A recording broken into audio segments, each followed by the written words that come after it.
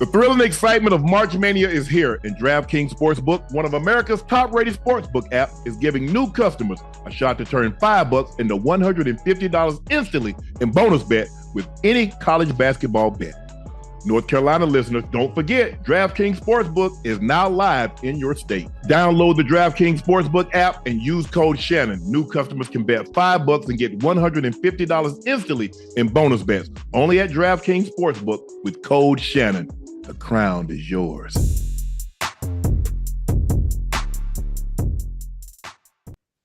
Hello, ladies and gentlemen. Thank you for joining us for another episode of Nightcap. I am your favorite Unc, Shannon Sharpe.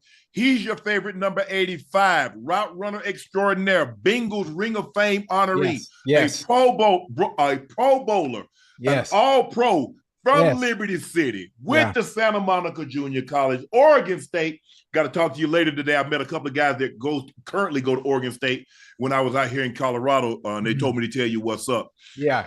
Liberty City's own Mr. Rail Rosado himself, Chad Ochocinco Johnson. Yeah. We gotta have some confetti come down on top of me or something. We gonna get that fake applause going. Yeah, you know, we get the fake applause. You out of it, so we gotta do it. I like that. Please make sure you like. Please make sure you subscribe to the podcast. That's the way we grow. Thank you. Also, make sure you go to Apple and leave comments because we like to hear what we're doing well, what we're doing bad, and how can we improve Nightcap, because our job is to get better and better each episode, week in and week out. And we can only get better when you tell us what we're not doing well. So please go ahead and do that.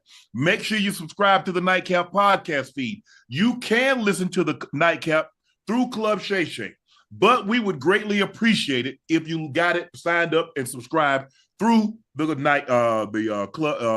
Nightcap feed. Also, we're currently sold out, but we're taking pre-orders. We've got a shipment in. They told me we will be able to fulfill the orders. So thank you guys for selling out. We pinned the link at the chat. We're only taking pre-orders, but I believe we'll be able to accommodate you with your orders. So thank you very much for that. Shout out to Outweigh for hooking us up these custom t-shirts. Look at your boy. Hey, but that thing that sharp. Wait a minute. That's nice, but with mine. She sent you one. Who sent me one? What address? As a matter of fact, she gave them to you. She gave them to us. We was there. Dr. Bellamy. Okay. I'm just making sure now. I'm making sure. Matter of fact, you know what's funny? Let me tell you how bad I am. That suitcase from Vegas. Yeah. Ask me if I unpacked it yet. You unpacked it? You hadn't unpacked it yet? Hell no. Nah. Everything I got from Vegas that people gave me, anything that I bought. Well, I only went to H&M. All that stuff is still in my suitcase, man. Oh, my bad. The Ash is telling us these aren't the ones that Dr. Bellamy gave us at the we're wearing these t-shirts came out from Outweigh. I guess they have a t-shirt business and they hooked us up. So wait, you said they hooked us up. Who is us? Because you're the only one with one. They hooked me up. Oh, I'll tell you who us is. Me, myself, and I. 3 people got these shirts. They say they only make them in extra large, and they knew you weren't going to be able to fit it. Right. So, yeah. They say you look like a geriatric, and they didn't want that to happen. Nah, hey, listen, ain't nothing geriatric about this, baby. Ain't nothing. Listen, I'm 225, 6'3", 225 all day, every day. But it's cool. If they would like to send me a t-shirt, I would like to have one so I could wear. Okay. And I hope Ash doesn't steal it. Because Ash has I think Ash is the klepto. Yeah. Because you're plaque. Right. Ash was supposed to have been there, Ocho. Well, hold on. I don't know how Gil got his before you got yours. I'm trying to, because you held on to it instead of sending it to me. Don't blame it on Ash. It was your job. This is our show. You can't blame anything on Ash. It's your job to get anything that's sent to you, sent to me. Amazon has next day delivery. You don't blame Jeff Bezos when you don't get your damn packages. Well, I wouldn't have to blame Jeff because Jeff isn't hands-on in his business. Okay, I ain't hands-on. I ain't working in the mail room.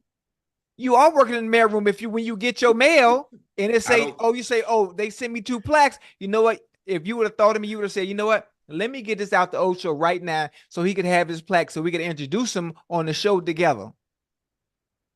That would have been that sounds like a good idea. Yeah, it would have been a good idea if I had my damn plaque.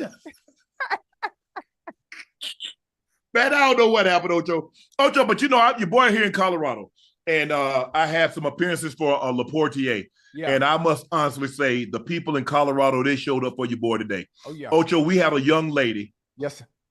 She's in the military. Okay. She drove 23 hours nonstop from Birmingham, Alabama, because she heard I was going to be at a Total Wines today at County Line. So she drove nonstop. She purchased a case of Laportier. Wait, not one, a whole case. A whole case. Now, for better context on purchasing the whole case, can you tell the chat how much a whole case costs? I don't know, because what we sell it for, and then what the distributors sell it for, and then what the store sell it for. But but for her, even if it costs $50, think about it. Who's driving 23 hours? Listen, that's special. That's special. She's in the military. I hope you took a picture with her. Oh yeah, we took a picture. She got some stuff signed. She's in the military. She was supposed to be in the field. She found out a week or so ago that I was going to be in Colorado. She scheduled her field assignment to be in Colorado. So not only could she pick up the Shea by Laportier, but to actually meet me. We had a guy came from Texas. He bought 10 bottles. A lot of the people like, man, I've already had 4 bottles. I've already purchased 5 bottles. And one dude, Ocho, he was in the military. He said, my man, I spent 300 days in Afghanistan and Iraq. And I've never been as nervous as I am standing right next to you to meet you and talking to you. The man spent 300 days in Afghanistan and Iraq. And he said, I mean, it was such a great feeling to go to the Total Wines, to go to the Davidsons. I went to a GSM meeting. It was great. So thank you, Colorado, for being so supportive and supporting your favorite Unc. I wasn't Unc when I was here. I came back as Unc, but thank you for supporting Shay, Sharpe, whatever you guys call me. I really, really appreciate it, because none of this is special. None of this is possible without you guys. So I just want to take time to shout you guys out. Thanks to the team. Jamie came into town. Eugene does a great job, because it's his job to get us into the States, get us to distributors, and get it in the shelves, and get it into on-premise bars, restaurants, and hotels. So thank you to all the team that worked very hard to make this happen. Ocho, we have a very special guest tonight. Brandon Aiyuk will be joining. Brandon Aiyuk. Yeah, boy, I'm on his ass too, boy. I'm on his head now. I hope he's ready to talk. I hope he's ready. I don't want none of that politically correct. I don't want none of them politically correct answers like you're a quarterback. You come on here, we talking like you in the locker room or like we in the barbershop. That's how we gonna do. I want to make sure. Don't come on here with that pretty stuff. I'm gonna let him know. Okay. I'm gonna let you get first crack at him then once I introduce him. Yeah, let me know. It's time for our first segment of the night, and it's a news cap. Mike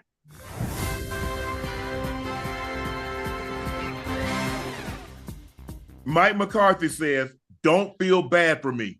Mike McCarthy says he isn't looking for pity. Don't feel bad for me. I'm in a great spot. If not, it's not an issue.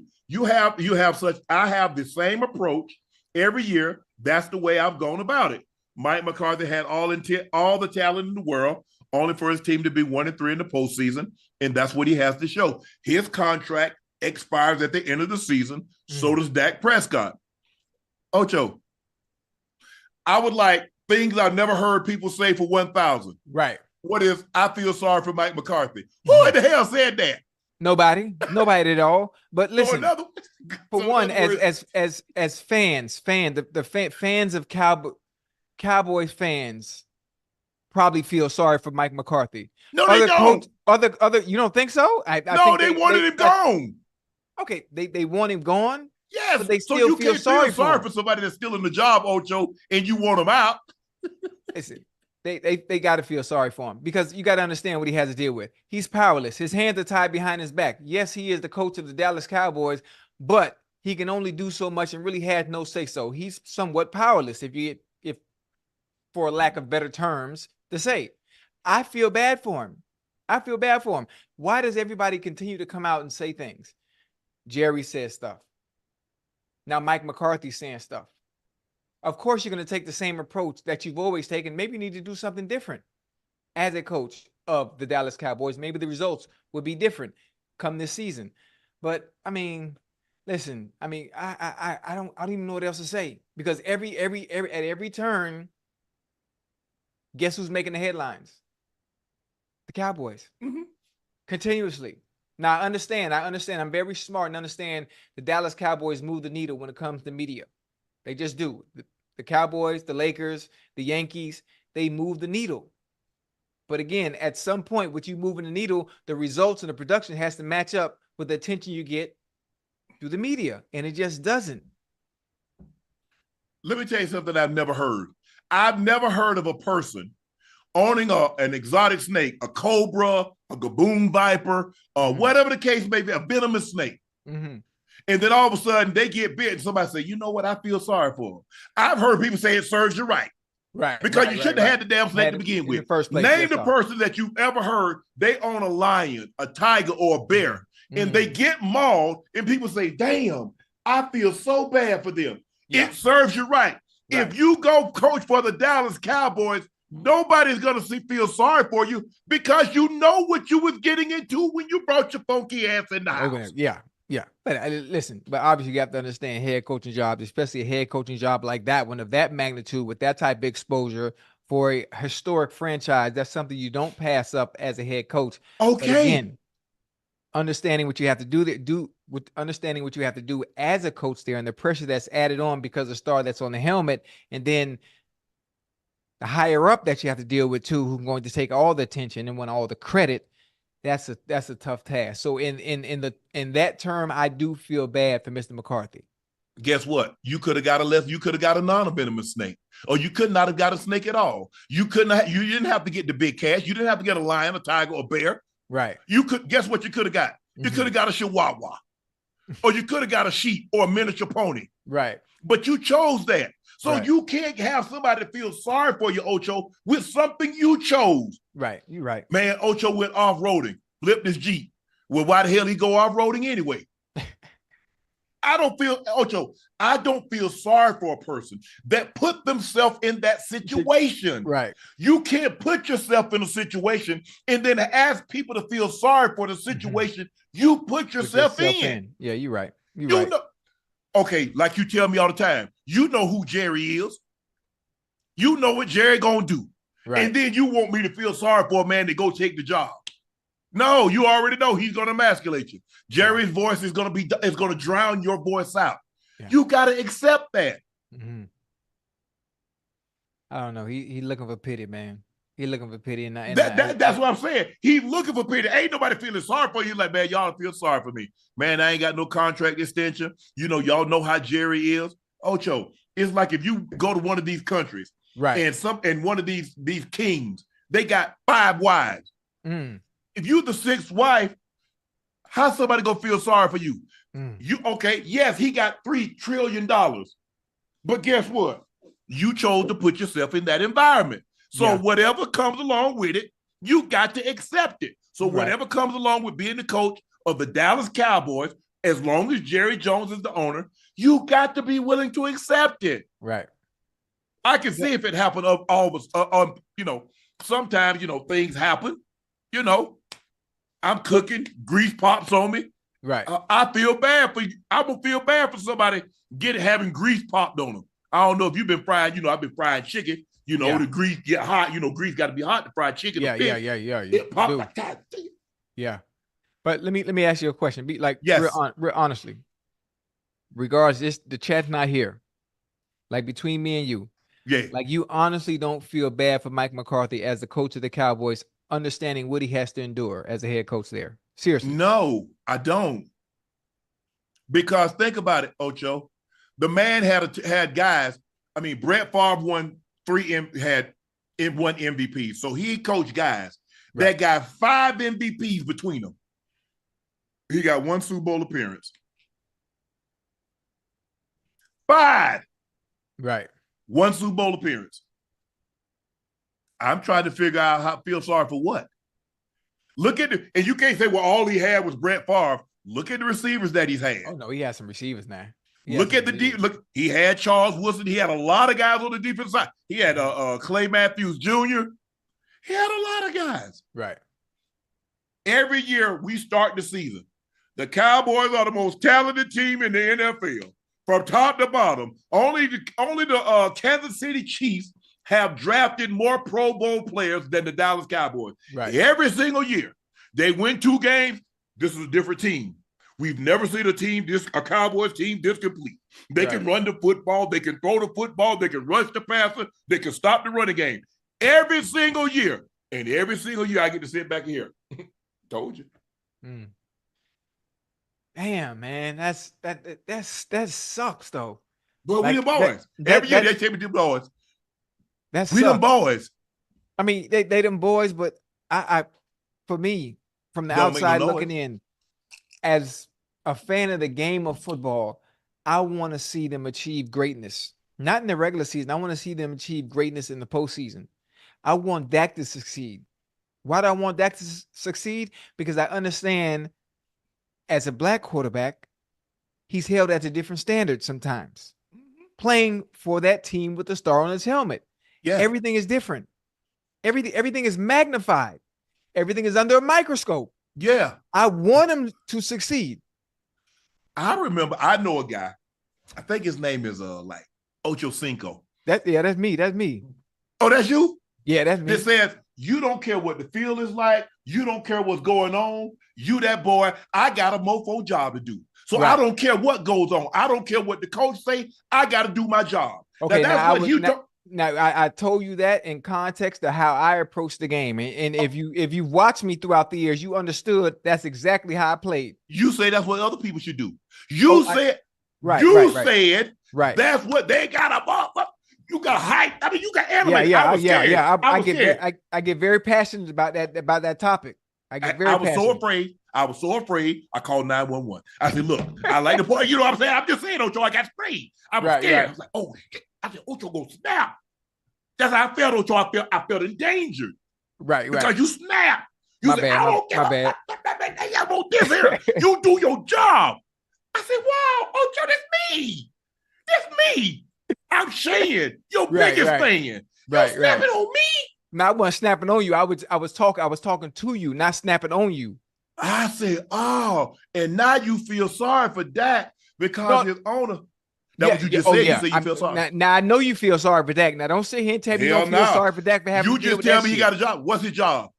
How you feel sorry for a guy making $45 million?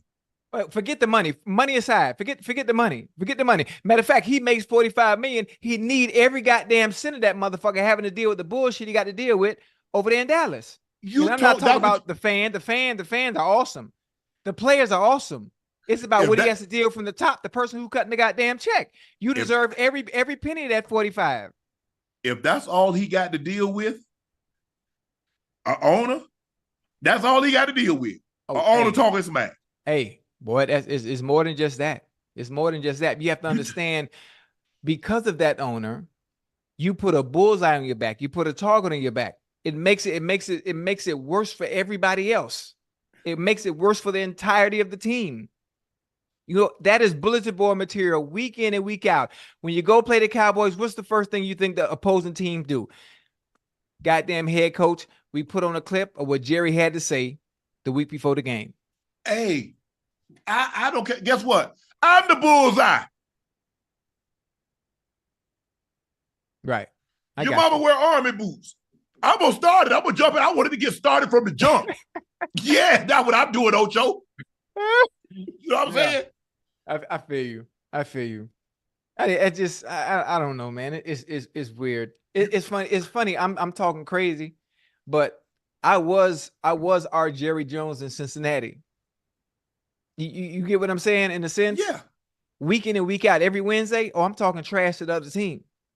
I'm purposely putting the bullseye on my back. Purposely, I want that. I need that. Ocho, we got a guy. We got a special guest tonight joining us. First round draft pick. Guy had an outstanding season this year. for the San Francisco 49ers, Brandon Aiyuk.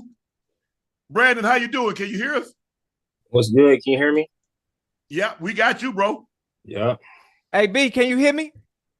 Yeah, I can hear you. What's good? What's up? Well, hey, I like them jerseys back there. You need an 85 back there, baby. Send me one. Yeah, well, hey, no problem. No problem. Amazon got next day. Just send me the address. All right. Brandon, go ahead. Go ahead, Ocho. No, go ahead. Go ahead. Hey, what we in March, we getting ready to head into April, right? Have you started working out yet? I just started this week. You started this week? You down on the West Coast or East Coast? I'm in Cali. I'm in the Bay right now. Okay. So I want to throw this out there. If you want to get some work in, I play DV, and I just want to see if you really like that. I know what I saw on film. I know what I watched throughout the season. And if you want to get some work in, I just want to see if you can get open. For sure. Sound like you nervous? For sure. What's up, man? What's y'all on? Man, hey, we good, bro. Hey, talk to us about the season. You go into the season, okay? You train the off season. You go in the mindset says, okay, I need to be on one this year. I need to, because maybe they feel a certain type of way. Maybe they think, well, yeah, Brandon, you're doing okay, but can you be that number one if something were to happen to Debo? So what's your mindset going into a season?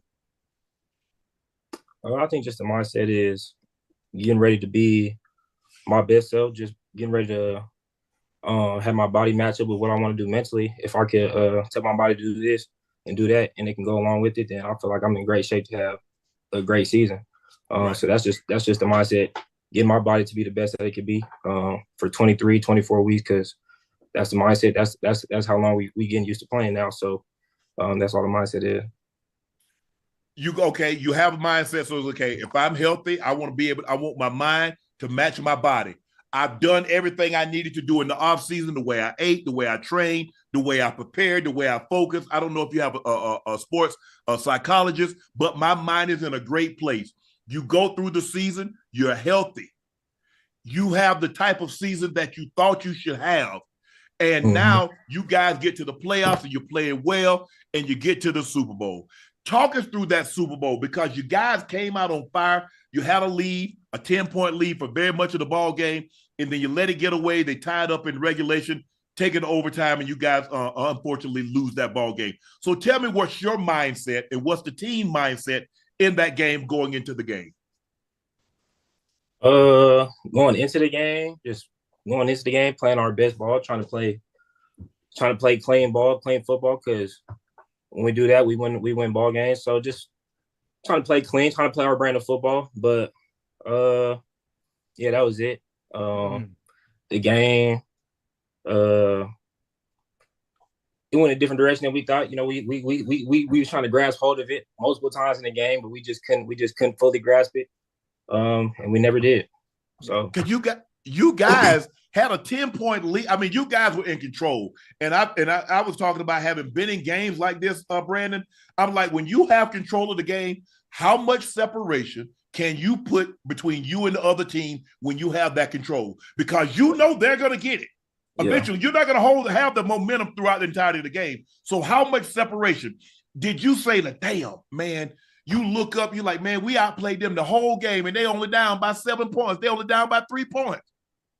The whole game, I think it was multiple times. Just starting off the game, I think, like you said, we was 10-0, 7-3, 7 whatever. When we was up, I can't remember exactly, but we was up, and there was multiple times where defense going out there getting stops, going out there getting stops, but we coming off the field too. So it was in those moments where you're like, this game, especially who we playing on the other side, where it's just like you never at ease, just because you're like, we got to stay on the field, we got to put points up, because we already know we've seen this story too many times. So, and unfortunately, we've seen it when we see it another time. But like y'all said, man, we back to it. I just started to climb back up this week.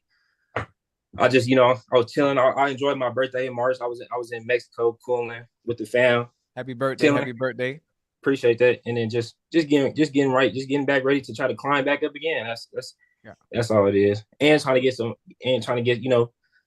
else on before that. Yeah. Hey, speaking of something else before that, listen, you one of the best in the league. I'm talking about top 5. listen, your resume, it speaks for itself. You're going into your 5th season. Last year, you had 75 catches, 1,300 some yards, 7 TDs, and you was ranked 2nd in NFL in YPC, right? So that speaks for itself. So there should be no discussion when it comes to taking care of you, when it comes to your value.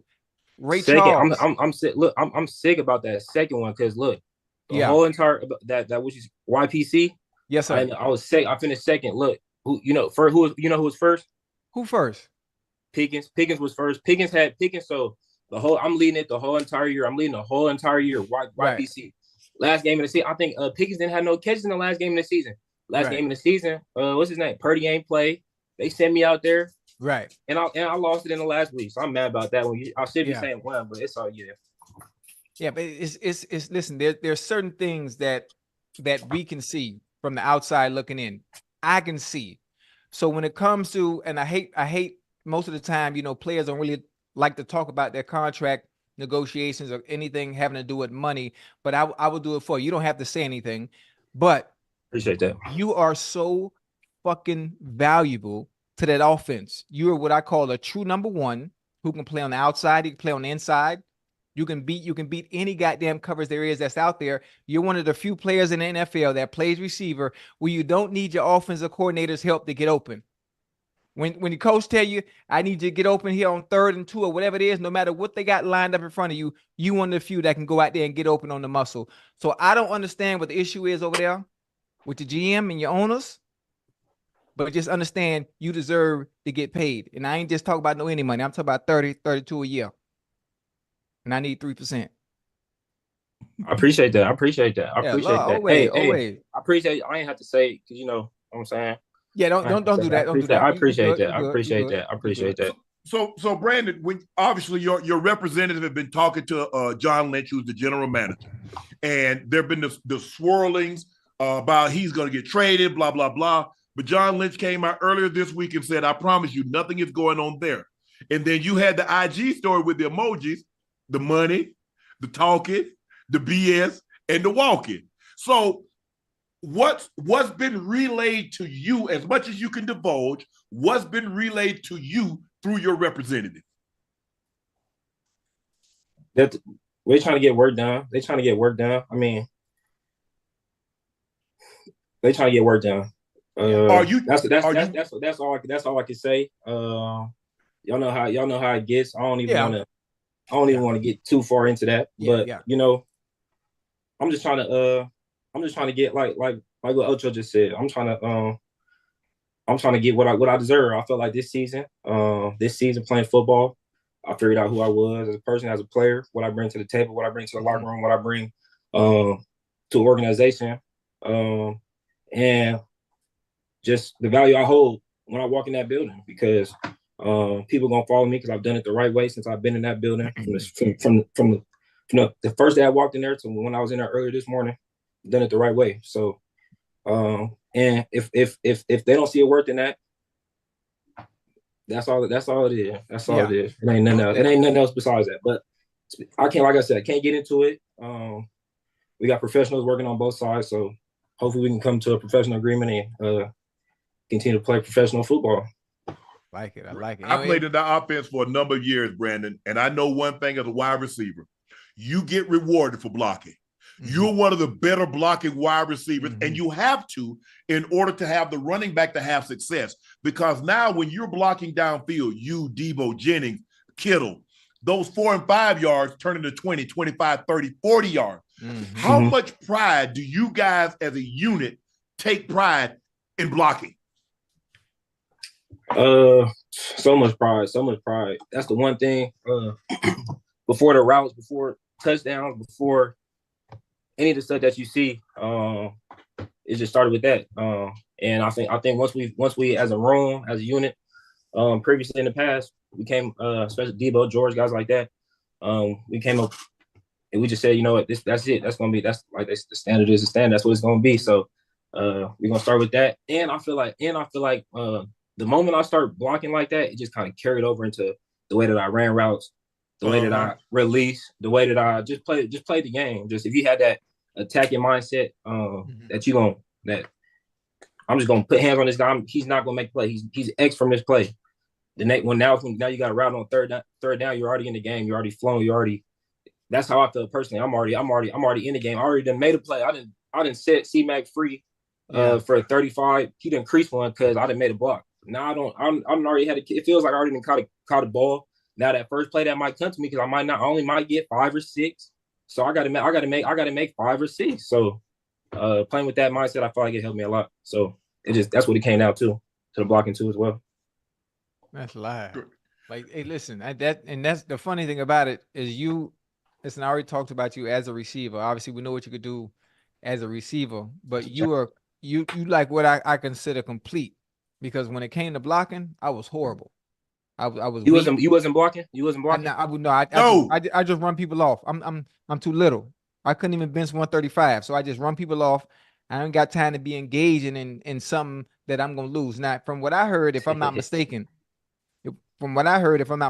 I heard you could squat almost 500 pounds. Back when I used to squat like that, I don't squat like that no more. No, well, you can squat 500 pounds. I mean, I probably could put it on there. I'll squat it, but we ain't working out like that. You got to save them legs now, man. Hey, 500-pound squat legs, they don't get in and out of breaks. I got to start and stop. Exactly. There you go. Brandon, let me ask you this. The play before you guys kicked the field goal in overtime, you guys had a play, and I don't know how many people have seen it, but I know you've gone back and watched that tape because L'Jarius Sneed missed the jam, and you come wide open, but Chris Jones came free and pressured Purdy, and he ends up throwing the ball away. How many times have you replayed that play in your mind? None. None. Because it's like, well, first of all, that play wasn't going to me. That we running slant return to JJ in the slot. Okay. And I already know there's no way this come back. I don't think it's gonna come all the way back to me. I already know this play going here. It's a front side play. Front side play. So I don't even too much think about that play. It's the plays way long before that. It's the plays way long before that get to me because we had multiple chances long before that one to even tell. So I don't put too much on that play, but yeah, I don't put too much. Yeah. Have you thought about the Super Bowl and the missed opportunities that you guys had? I ain't gonna lie. Until before I went to Cabo for my birthday, I was in the house like just run like a zombie. Like I was like it just wasn't good. So I found I got to go out there and relax and get away from it. Now I'm finally just now able to move forward a little bit. But even just still because it's just like champion. Oh my God! I come in my house and I got I'm a big Bron fan, but I got Kobe. I got a picture of Kobe holding, and I got a picture of myself shaking Tom Brady's hand in my crib. And I just get back. I'm just sitting there a couple weeks after the game, looking at that picture. The day when I got back, looking at that picture, like I didn't really understand the magnitude of what I just had in front of me until now. I'm here on this other side, and I don't get to hold it. So, but at the same time, I'm grateful for it. It gave me something else to see and work towards too, because I'm already.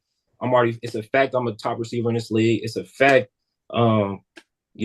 anything receiver wise, it's a fact. We don't have to even get into it, but right. I'm not a champion. So it gave me something to strive and work towards too, and want to get back on this climb again.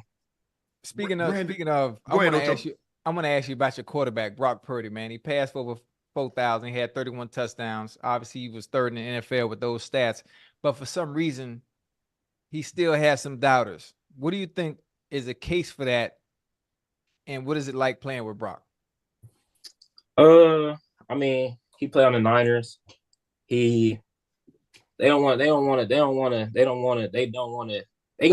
take forever. They're gonna take until the last moment possible to say, all right, we're gonna give him his credit, but we cool with that. We cool with that. I feel like he's an underdog. Myself, I feel like I'm an underdog.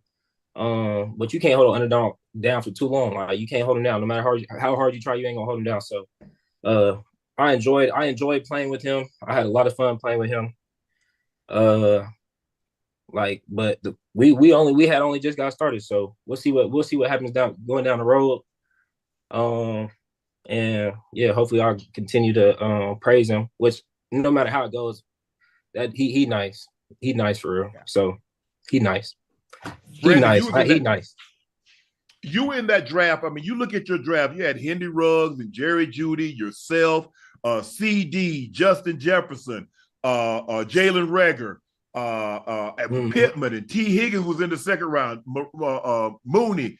I mean, that draft was loaded. Yeah. But where would you rank yourself? Where would you consider yourself? Not just in your draft class, but with all the receivers, the Tyreeks, the Davante Adams, all those guys. Where's Brandon Aiyuk in that conversation? I'm gonna say it like this. I don't even want to get too much into ranking and this and that. But I'll say this. The one thing that we could go up based off of that's not gonna tell us no lies, it don't have no opinions. It's not leading any direction is the tape. We cut the tape on for 22 weeks of football. Nobody else can't say they played 22 some weeks of football. They can't. Anybody what you just named, they can't say they've been to 3 NFC championship games. They can't say they've been to, you know what I'm saying? Like, so everybody doing all this, but it's something else. We already passed yards. We already passed yards and touchdowns. Of course, we're going to get yards and touchdowns. Can't nobody stick us. It's the reason why you bring this up. But what else are we going to bring? Where else are we going to take it to? Like, it's the reason why we talk about Patrick Mahomes every single day because nobody can do that. Nobody doing that. And what we chasing, like here where we was at, we feel like I just seen somebody comment say Purdy supposed to have 2 championships. I mean, of course they can say supposed to have, but I read that and I saw that and I said it could have went. We could be sitting here right now with two championships. So that's the only thing. I'm worried about championships right now. I'm championships. I ain't trying to get into who's number 1 and 2 and 3 and 4 and 5. Number 1, have you been to the playoffs? Have you been to a Super Bowl? Have you been? No. So I'm not even going. Championship. There's a photo of Mike Tomlin. You are split. I think you retweeted it. Of Mike Tomlin, and you was like, hey, you tweeted a picture of you and Mike, said, hey, they say we're twins. What do you think? How surprised are you that photo has garnered the attention that it has? Y'all do kind of look like twins, Brandon. Or cousins or something. My dog Bo from South Carolina, you look like him, but nah. I mean that picture. It was funny. I had seen it like right after the Super Bowl. You know, they trying to kick you while you already down. So I'm like, all right, it's cool. Y'all get it. Y'all can get at me. Y'all get at me. It's all good. I'll take it. Because you know, and I've been talking shit for they got it. So then they got me again. But it was cool. I just brought it back full circle because I felt like I was waking up like this like every day while you under negotiating or whatever you want to call contract talks. Every day is like a different day. So it's just like that. So I had woke up. So I was like, you know what? Like I keep bringing up my birthday. I said, you know what? I'm not even going to say nothing. I'm just going to leave my agent alone. I ain't going to do nothing. I'm just going to wait till after my birthday. And then I'm trying to put a little bit more pressure on them. So I get there. I wake up right after I wake up and they talking about another team again. They talking about another team that they got me supposed to be in trade talks or whatever. So I said, hey, let me just go ahead and if we want to make, if everybody's saying this and this and that, let me go ahead and let me just put out one of my little spots that I you know, and I'll revert back to Tom and we can have a little bit of fun with it. It's all in fun. It's all in fun. Like I said, we're professionals, but it is what it is, man. But that's where the Thomas that came from. Yeah. I didn't know you from South Carolina. What part of Carolina are you from? No, I'm talking about my dog. I said you look like my dog Bo from South Carolina. My dog Debo. Oh, Debo. Oh, okay. My bad. I was like, damn, I didn't know. I thought you was from like Cali or something. No, I'm from Reno, Nevada. Reno, Nevada? Yes, sir. Oh, the biggest little city in the... You been over there? I have not been over there, but I heard about it. No, I haven't been to Reno. Okay. Hey, bro, so anything else you want to share? Because listening from the outside, it sounds like you're kind of disappointed that the contract negotiations haven't gone as smoothly as you anticipated, considering you've been a model citizen inside the building, you've been a model citizen out on the field, you've been a model citizen outside the facility.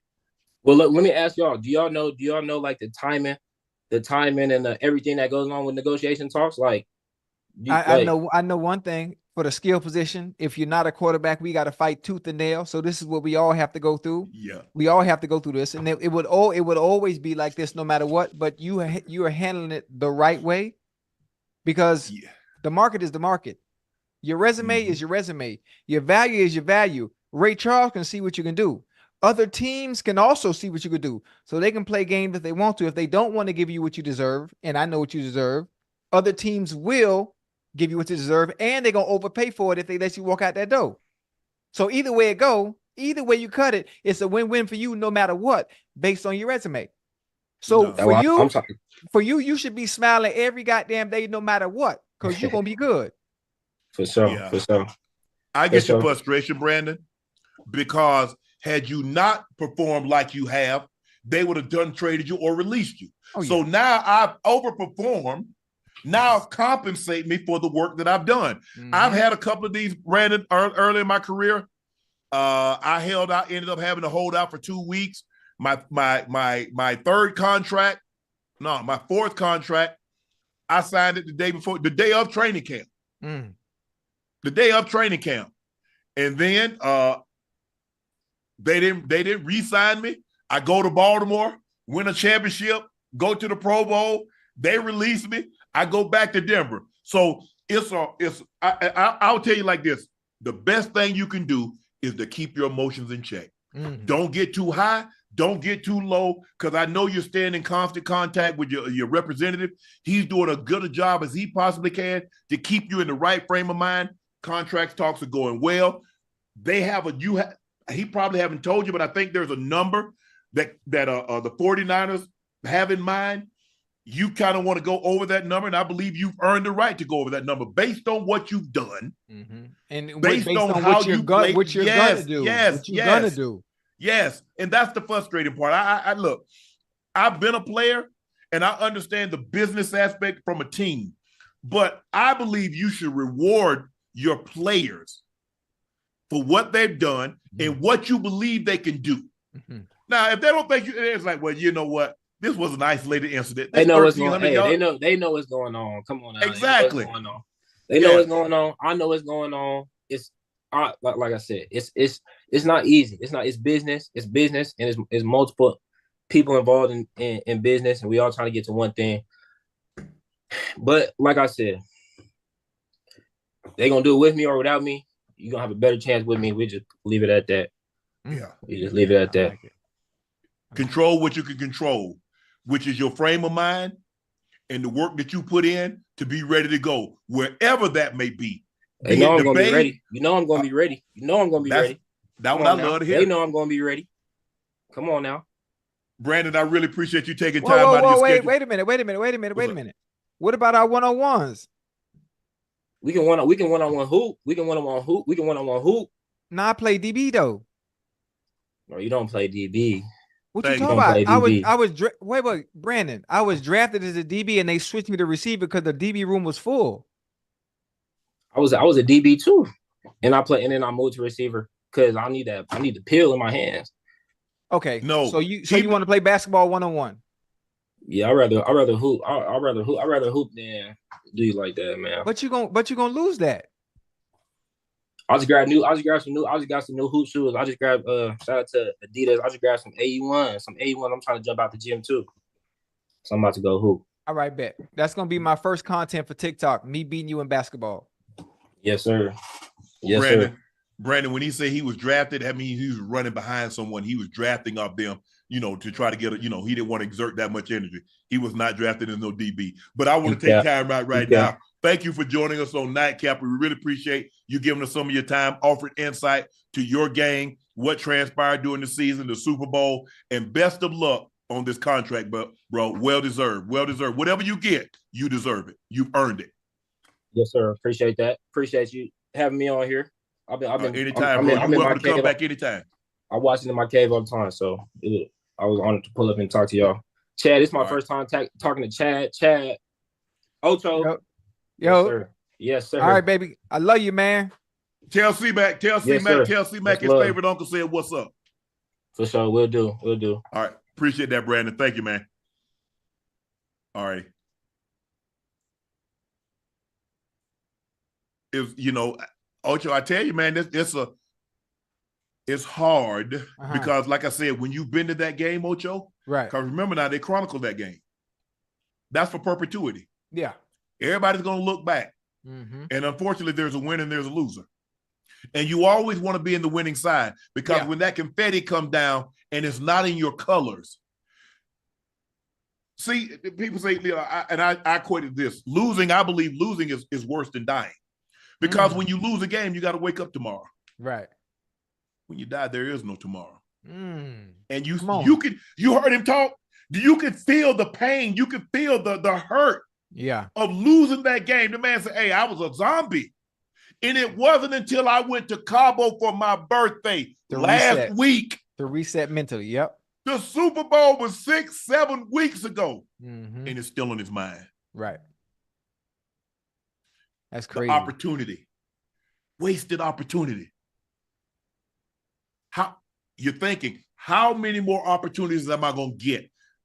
When you hear somebody say, hey, you don't know if and when. Because the one thing I remember when I was at Baltimore and we played the Super Bowl, Ocho. Right. And Brian asked me to say something for the team because I was one of the few guys that had won a championship, kind of knew what it took. And I asked him to cut the lights on. I said, look around. Look to your left, look to your right. I said, because this room will never be this way again. Everybody that's in this room right now won't be here next year. All these coaches won't be here next year. And you may never, ever get this opportunity again. Don't. Man, I wish I had. Man, I wish I would have. Leave no doubt. Leave no doubt. This is the moment that you dreamed about, that you watched on television. You watched the Jerry Rices. You watched the Emmitt Smith. You watched those guys. The adulation and the joy of winning this game. You'll be the first in Ravens history. You'll never, ever be forgotten because you were the first. They might win 2, 3, they might win 10. But there's something about that first. Damn, I'm mad, man. Well, you got me hyped. Boy, I wish I could get out there and play, man. Man, hey. Damn. But I love his mindset. I love the way he thinks. That's the guy I want to play. You see? But you see what I tell you, Ocho? Yeah. That 49er style offense, I played for Kyle Shanahan's dad. Kyle Shanahan is just like his dad. Right. You block, they reward you. Yeah. Yeah. They reward, but you can't have a run game without receivers knocking DBs and knocking people off them down the field. Right. So those 5 and 10 yard runs, they turn into 30 and 40 and 50 yard touchdowns. So I appreciate that, Brandon. Thanks for some of the time for you coming on, man. Dope. I love that. That was dope. Ocho, there are people had a lot. People had a lot of comments about Caleb Williams after revealed pain and nails on the big phone. Caleb Williams was in the building to show Juju Watkins, Lady Trojans, his support. People immediately commented on his nails and his cell phone, which is pink. Well, Caleb had a message for them today. Let's take a listen to what Caleb had to say. Yeah. Nails are clear. Lips are pink. Your girl love them. But they on the man about the pink phone case. Pink phone case. He had his nails painted. The pink. Listen, the pink. I mean, whatever with the pink, the whole nail painted. Hell, I would paint my nails black back in 2002 with my little gothic look. Anytime we had a game, right? It's so funny. I was in my little gothic era. I was a little emo, right? Goth. Goth. It was the goth. Hey, I had the black chin strap, right? Black chin strap, black cleats, black gloves, and I would paint my nails black. And I would go out there on some other SHIAT. I heard I can't curse because I don't feel like paying no fine. Where you put the A in it for? Huh? Why you put the A in it? I said SHIT. No, you said SHAIT. Oh yeah, Shiat. You got to say it right. Yeah, you got to carry it. Shiat. Yeah, the A is silent. Like all them damn words you've been giving me wouldn't be spelling. Okay. Okay. Go ahead. Yeah. But I mean, listen, man, that's the era, that's the times that we in right now, man. I don't mean nothing, man. It's you got NBA players doing that. You got Caleb Williams doing that. I mean, you got my weird, crazy A-double-S doing that way back 20 years ago. Can I ask you a question, Ocho? Yes, sir.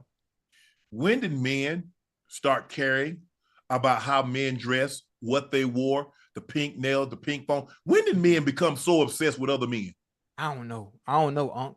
I don't know, because I don't really talk about nobody, especially when it comes to attire or someone's appearance. What I got to I don't know. So did you pay? So did you pay for that outfit?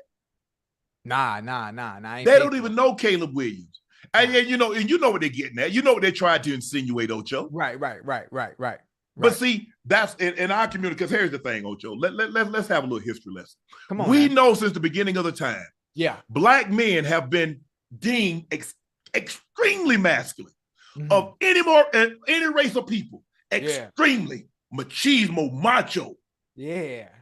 They would have the biggest, sometimes would sleep with because they wanted big offspring. Yeah. And so what they've tried to do in order to emasculate you, insinuate, or even flat out call you, they know referring to a straight man is a derogatory term. Right. I don't care how accepting it is, being gay, queer, LGBTQ, trans, it does not matter. A straight man will never, ever accept being called gay, queer, zesty, fruity, whatever as a compliment. Right. So this notion, that means you've made it, that means you've ascended to the highest. A straight man is not going to accept that. Right. He's not. And then what you have to understand also, Unc, what you have to understand is you can do certain things in today's society and today's era that aren't masculine, but aren't seen as masculine in anything outside of the norm on what we're used to seeing from straight masculine men. Then you're considered just that, the opposite of what a straight man would actually do. Right. Yeah. And sometimes everybody is free to do as they please now. And times are we got to. But see, that's what social media comes in at. Yeah, times are a little different. People are a little bit more eccentric. People are a little bit more open to expression. Yeah. Not artistic expression, whatever you might want to call it. I don't know how to word it the right way. Right. And I mean, it is what it is. Hell, I did it 20 goddamn years ago. And well, nobody said nothing because I was a weirdo anyway. And I did all type of crazy. I had blonde mohawk, mouth full of goals, my nails painted black. I mean, I didn't care. Shit, I wouldn't. But it's just for certain other people that it might affect or it might bother. I mean, they say it because they're not used to seeing the individual do those certain things. But when you go back and listen to these great fashion, you listen to the Karl Lagerfelds or the Leon Talley, and you listen to people the Tom Fords and the people that's been in fashion. They say fashion is an expression of oneself, not conforming to the norm. Well, all men, y'all should dress like this if you straight. All men, if you gay, should dress like this. All women, if you this, you do this. Right. I thought it was self-expression. Yeah. Now it's gotten to the point that they want you to conform to the masses or what they deem is acceptable. Right. How do you get to determine what's acceptable for someone else? Your norm is not someone else's norm. So why do you, it seems like to me, all these men that be saying all this stuff, it seems like y'all cast it. It seems like y'all hide something. You know what one of the best feelings is in being free is when you're free from having to be normal. When you're free and being able to express yourself however you feel. When you don't worry or care about how others think. But there are so many that are stuck in that box that want to walk that straight line and not veering outside of that box or outside of that lane where they just look like everybody else. Everybody wearing the same outfit. Everybody wearing the same clothes. Everybody wearing the Gattaca. You see the movie Gattaca? Everybody got the same goddamn car. And it's just, I think you would never understand or free yourself from the shackles of the rest of the crowd until you figure out a lane for yourself, find your own niche, and do what makes you happy or what you like to do. But everybody whatever's in, I'm gonna do what everybody else is doing. All it takes is one person to say something on Twitter or social media, and guess what? The next thing, somebody, I was thinking the same thing. Yep, you right. Yeah. You right. And then boom, boom, boom, boom. And next thing you know, it's gonna, trending or it's viral. Yeah, they're gonna piggyback, but that's what you got to have that. You got to have that Ocho mentality. You got to have that Ocho mindset, man. I don't give two SHIAT.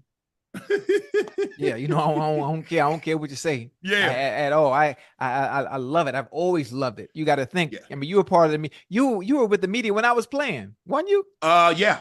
Boy, you remember how they used to kill me? I talked about people play.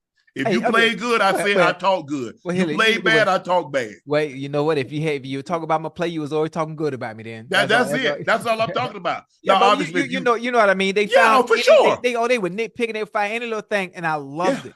Unc, I enjoyed being the villain. I embraced it. I was very passionate about it. I didn't want you to like me, even if it was personal. Skip. Oh boy, Skip. You beat you up. Oh, what? I loved it. I embraced it and I enjoyed it. And it just, I don't know. It's just weird how people allow words or things people say bother them. Like, it's supposed to be like water off a duck's back in one ear and out the other. It shouldn't affect you at all. It just shouldn't. It shouldn't. How does someone's words really bother you? Like, think about it. How can what somebody's saying on Twitter that you don't know, a stranger that ain't feeding you the 3 F's? I'm not even going to say the 3 F's because I'm trying not to curse tonight. Yeah. How does that bother you? So it never understood me when people, oh my God, they're bullying me. Bitch, what? Oh shit. I mean, bully what? How? It's the internet. Log the fuck off. Mm-hmm.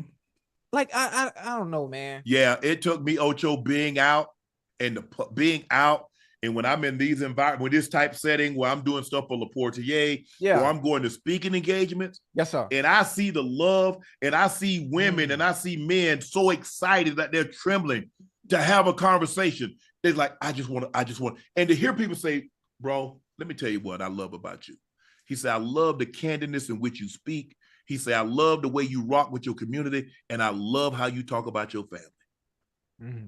And to hear people in all different races come up to me and say, I love everything there is about you. I love the man that you are. I love the way you carry yourself. I love how you talk about your kids and your family. I love how, you talk about team. Man, Ocho, man, I say, you know what? And by the way, you know what my sister told me? My sister used to tell me, I think about 7 years ago, talk about Shannon, get some bigger clothes.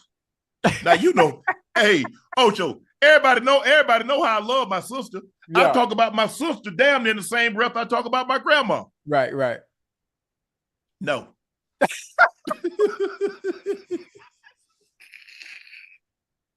No can do.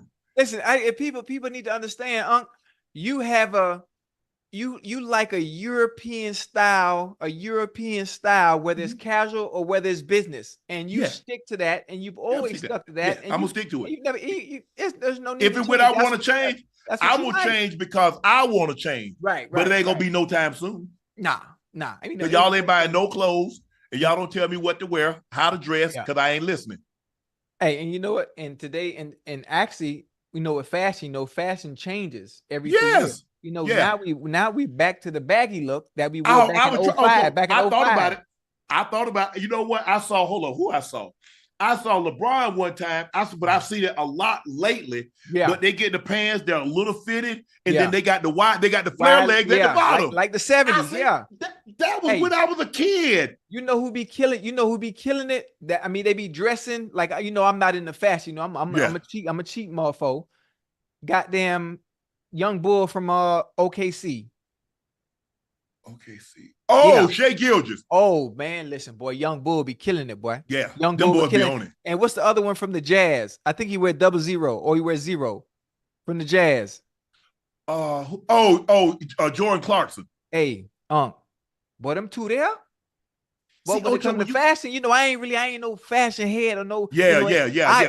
Once every 6 months, I put some clothes on. But them two there. Oh, they be on it. Man, boy, they be on it. Man, Ocho, but when you thin like that, you can wear a lot of stuff, man. Cause Yeah. Man, I can't buy nothing off the rack. I ain't gonna get nothing but the clothes hanging out of the department store. That's the only thing I can get up out of the department. Right. So man, I've got to relegate. I've got to relegate it to athleisure or custom. Right. Damn, Unc, all your shit got to be custom. Yeah, like my stuff that I wear on First Take. Oh, that every jacket, every shirt, is custom. Okay. Yeah, just my slacks, custom. Now jeans, I can get like a size 38 jean and have the waist taken in. Right.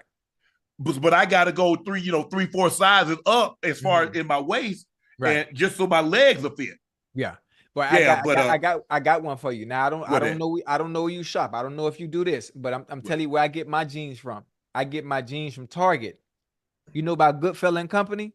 No, I never heard of them. Man, listen, I get my jeans from Target, Goodfellow and Company. Now, there was a time where you could get skinny jeans, you could get slim fit, or you can get wide leg. And so what I used to do when there was a time where everybody had skinny jeans and they had the knees cut out and it looked like they went distressed a little bit. Yeah. But hell, I wasn't paying no $1,300 for some of them jeans. Man, some of the jeans. This is what I did. I went like $4,000.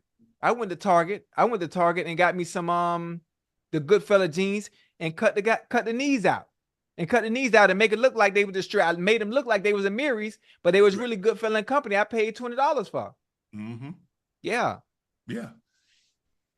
Look at these two. Hey, what's up? Say what's up, Don. What's up, Don? Say what's up, Unc. Say Unc. I don't know Don. Who is Don? Say what's up, Unc. What's up, Unc? Yeah. How you got girls doing?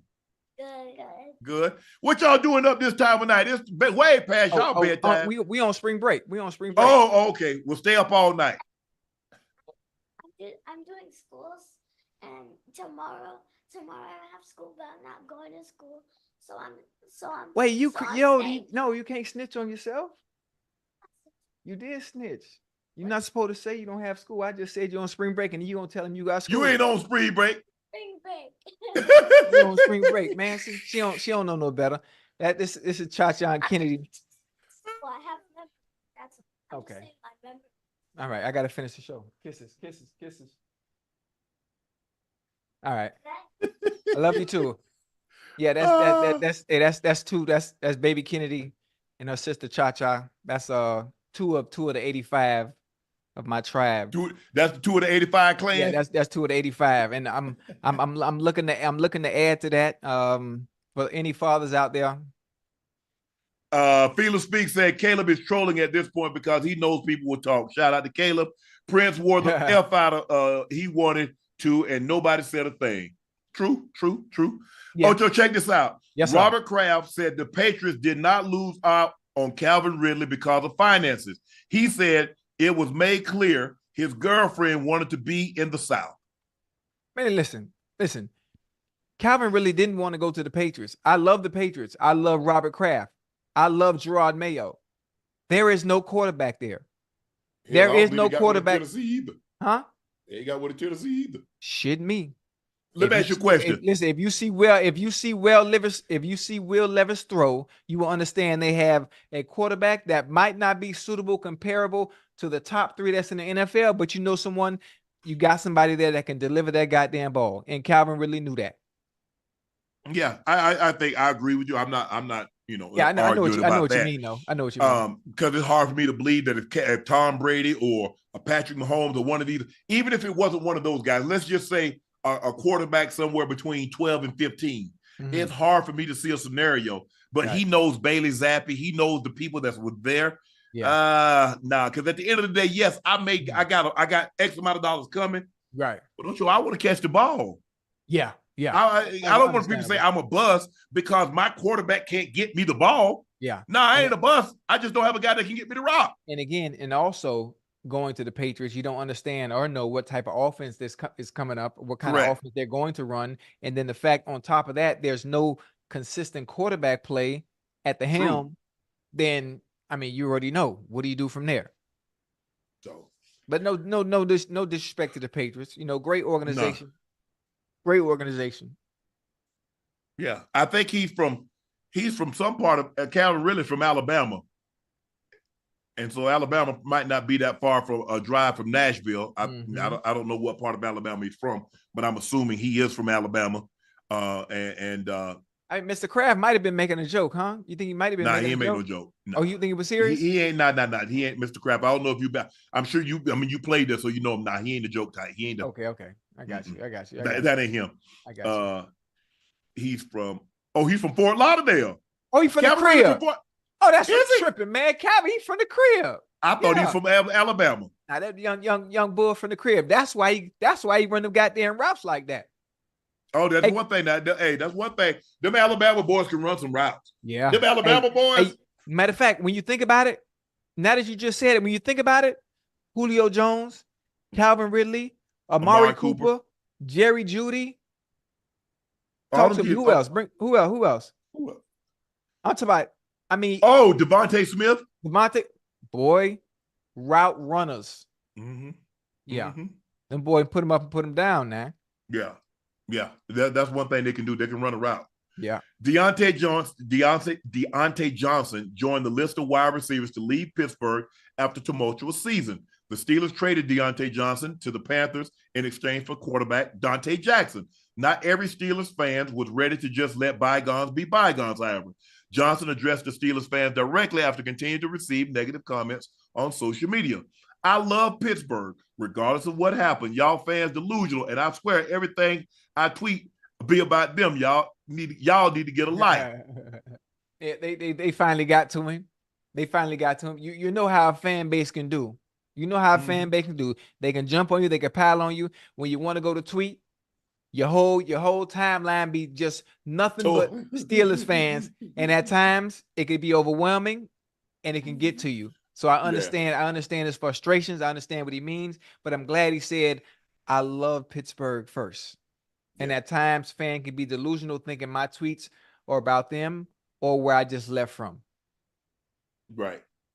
You know what? I've been really blessed.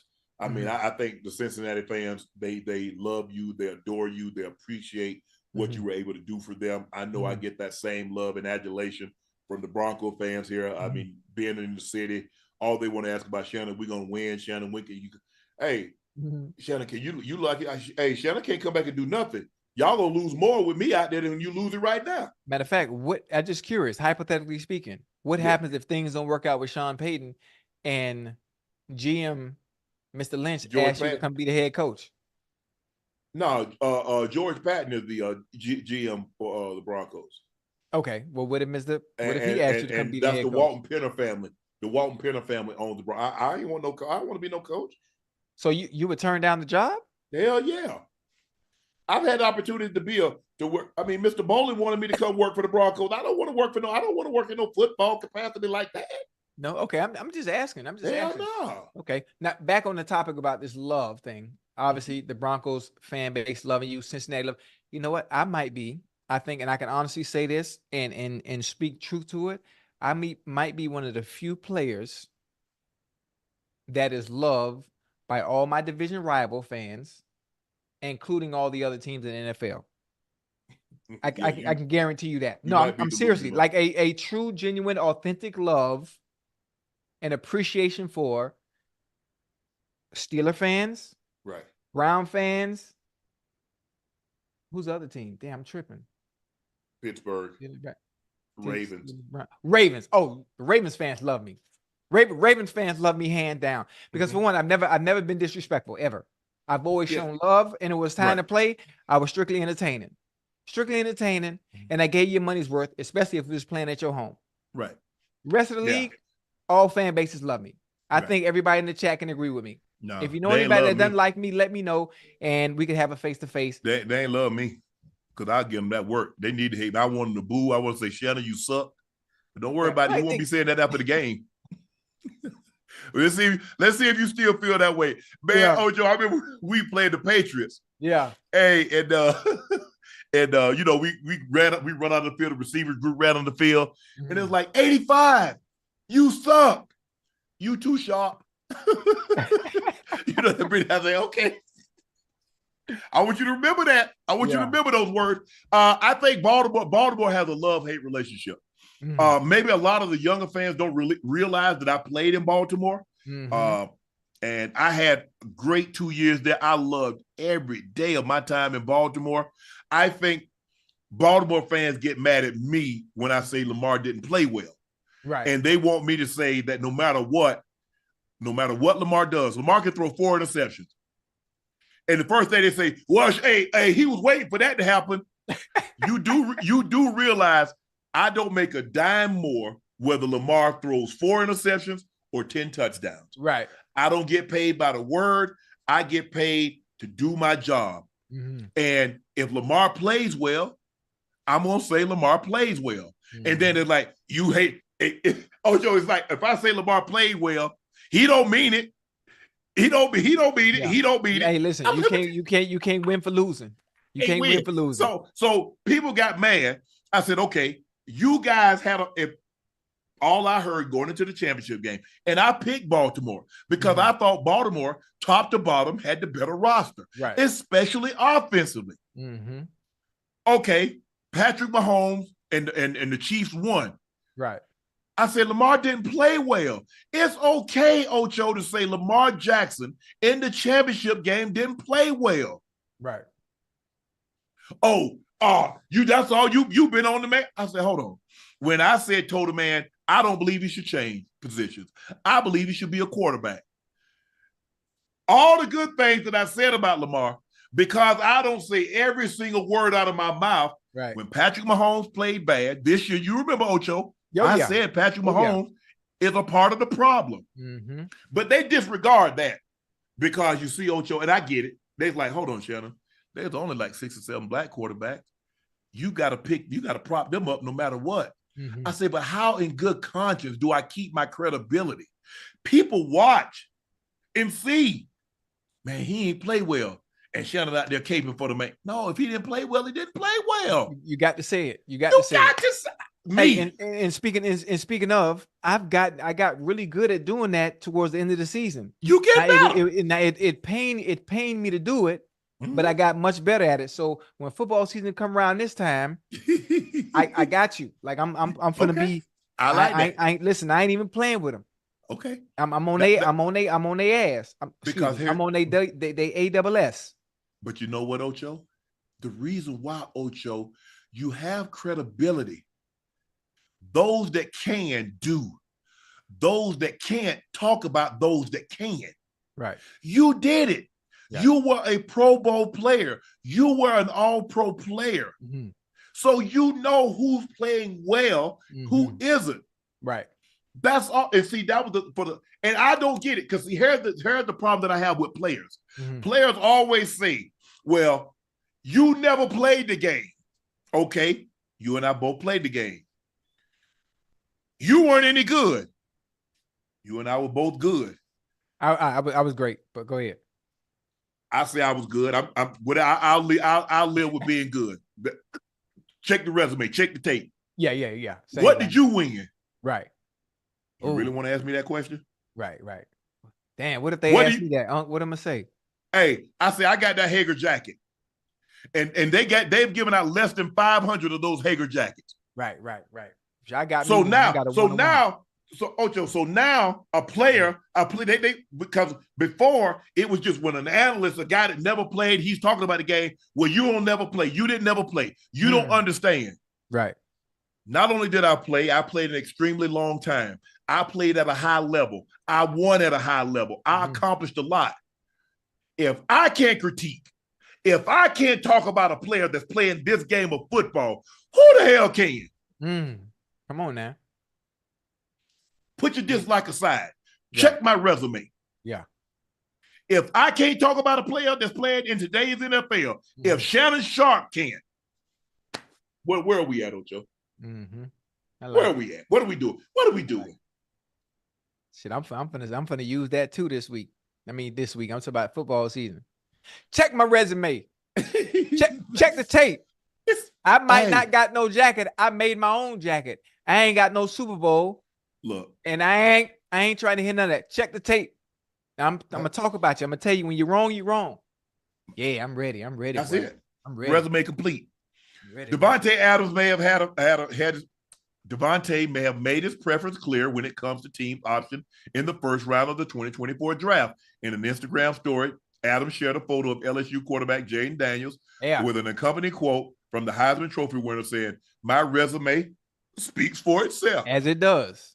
The Raiders are sitting on the number 13th pick.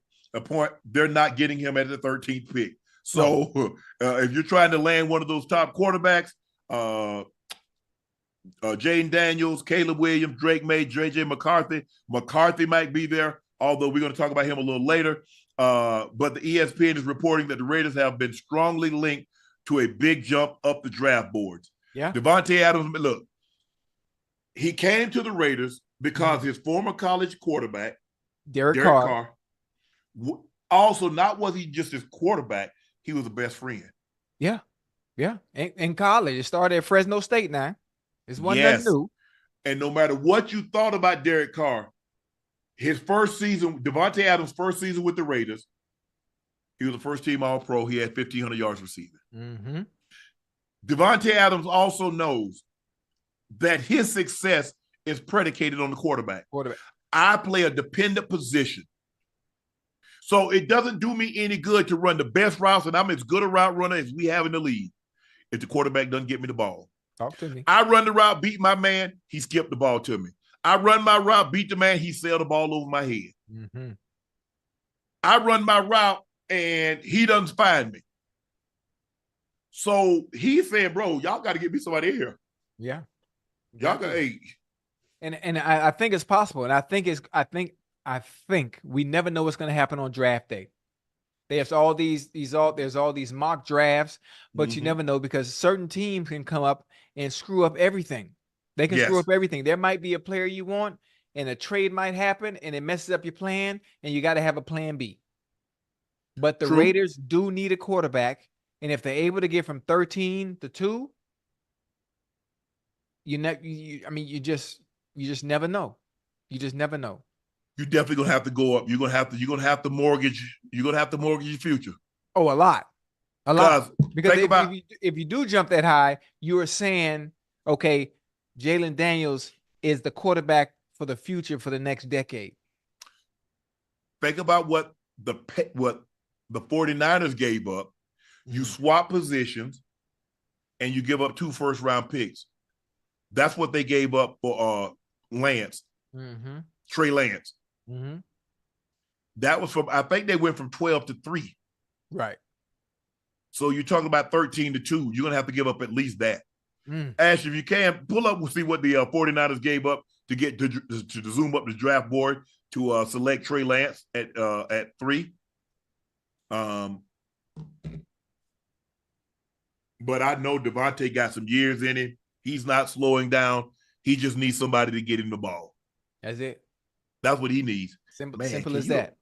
Ocho, can you imagine Davante in Green Bay with Jordan Love and those receivers? Oh, Jesus Christ. That'd be nice. That would be nice.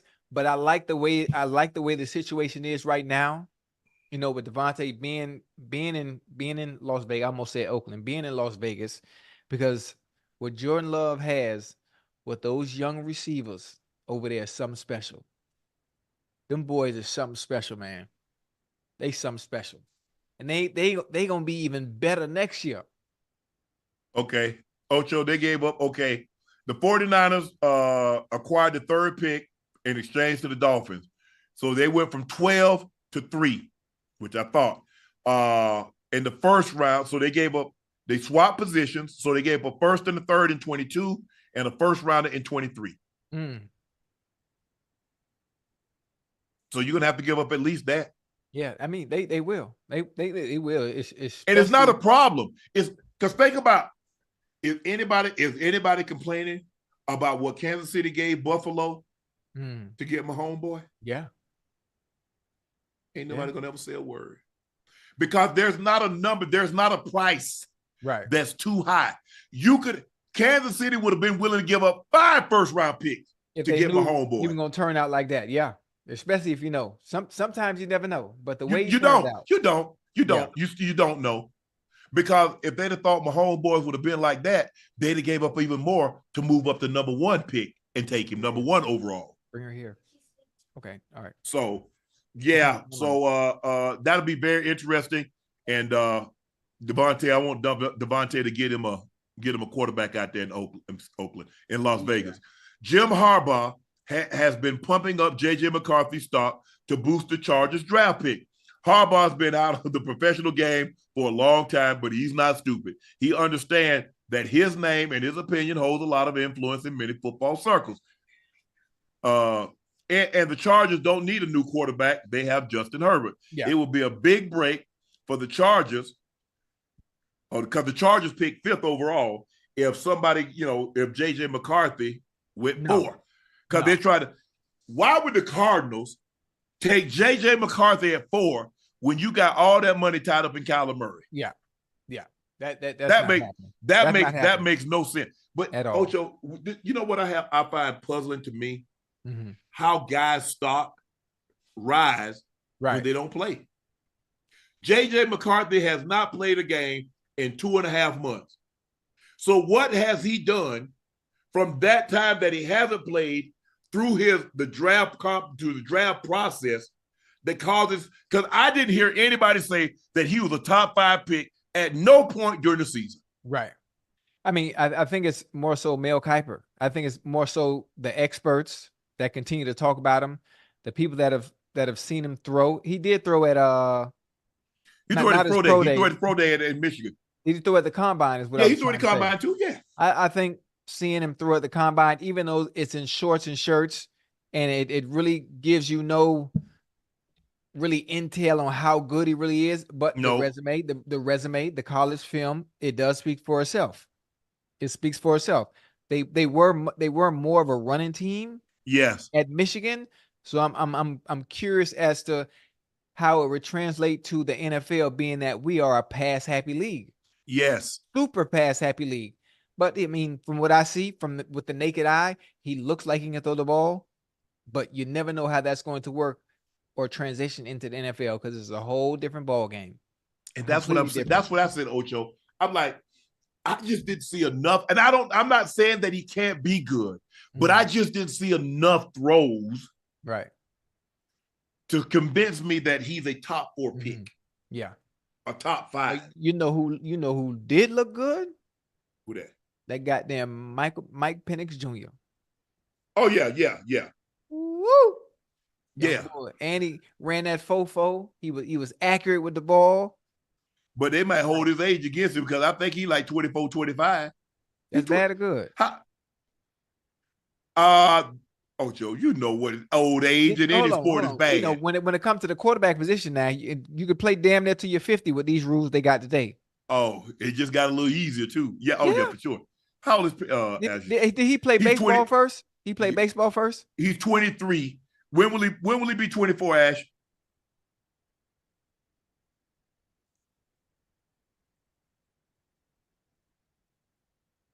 He's gonna be 24. He's gonna be 24 May 8th. Okay. Let me shoot, 10 years from now, he'll be 34. I mean, that ain't bad. That ain't bad. I don't think. Did he play baseball? He a baseball player? He started out of Indiana and he got hurt. He had some injuries. That's right. Shoulder. Okay. That's right. So he'll be 24. He'll be 24. Dan Campbell is glad Justin Fields has left the division. The Bears traded quarterback Justin Fields, and the coach of Chicago's top rivals is happy to see Fields leave. I'm not going to lie. It's nice to have Fields out of that division. Well, Campbell might not be thrilled with his replacement. Well, if you're happy, Justin Fields is gone, and then you got Caleb Williams coming into town, who was probably going to, huh? I'm going to ask, what was Dan Campbell's record against the Bears? Because sometimes people just say stuff like that. Just you know what I'm saying? Just to be saying it. Now, watch he probably got, got like a 5-1 record against Justin Fields. Well, that was his 3rd year, right? No, yeah. I think he's heading into his 4th year. Yeah. He's heading into his 4th year. But I thought Justin Fields would have been unbelievable in Atlanta, and I still don't understand Atlanta. Atlanta didn't want a 26-year-old Lamar Jackson for $260 million, but you give $200+ million to a guy coming off an Achilles injury that's 10 years older. You know, it's funny. 8 years old. Excuse me. I think Kirk Cousins. Funny? Kirk Cousins might be 20, but it may be 34. Yeah. When we were talking about Lamar and people not wanting him and all that stuff, I think that was all smoke and mirrors. Honestly, I think it was all smoke and mirrors until they got the job done behind closed doors with Baltimore. Because when you think about Baltimore, the first thing you think about is Lamar Jackson. Yeah. Lamar Jackson is Baltimore. Lamar Jackson is the offense. So there was no way they were starting over and letting him walk or go anywhere. And all somebody had to do is put those two first. All you got to do is put those 2 first rounders on the table and make them make a choice. See, now, because nobody put those 2 first rounders on the table. Baltimore get to sit in the catbird seat because maybe they felt like, man, ain't nobody gonna pay Lamar. Ain't nobody gonna give up two first rounders, which is this year's and next year's, and pay him what he's going to want to get paid. For a free agent, Ocho, right. I like to get my free agents. I ain't got to give up no draft capital. Right. I just got to give up capital. Right. But not draft capital. So now I got to give up draft capital and I got to compensate it. Mm-hmm. Now it would have been well worth it. Absolutely. I don't care what they do. Absolutely. Cousins is not a better quarterback than Lamar Jackson at any price. I think he's good, but he ain't Lamar. Mm-mm. Mm-mm. So some of the things, Campbell is 3-3 against Justin Fields. See, like some of the stuff doesn't make sense to me. Like Tennessee, you wouldn't pay AJ Brown, who's probably, if I'm not mistaken, I think he's younger than Calvin Ridley. Yeah. You wouldn't pay him, but you pay Calvin Ridley, who's older. Make it make sense, Ocho. I think there might have been some personal issues going on inside that we just didn't know about, where he asked to be let go or just. I think because he said he thought, he wanted this. But okay, maybe they say, well, we didn't have to give up anything. We got Calvin Ridley. We just had to pay him. So I'm glad Calvin Ridley was able to land on his feet. He went to Jacksonville, got traded to Jacksonville from Atlanta, had the 1 year in Atlanta. I think he'll be even better this year after being away from the game because he was really away from the game for 2 years. Because remember, Ocho, he missed his and took away the entire season to deal with some mental issues. And then he went to Jacksonville. No, he got suspended. He got suspended in Atlanta and got traded. But I think he missed like 2 years or at least a year and a half. The season was already in. I'm not sure how early in the season he got suspended with the betting stuff. Yeah. But he missed the whole season with that. Yeah, he did. He came back and hit the ground running like he missed a beat. Yeah. So that means coming back this year, he's going to be even better.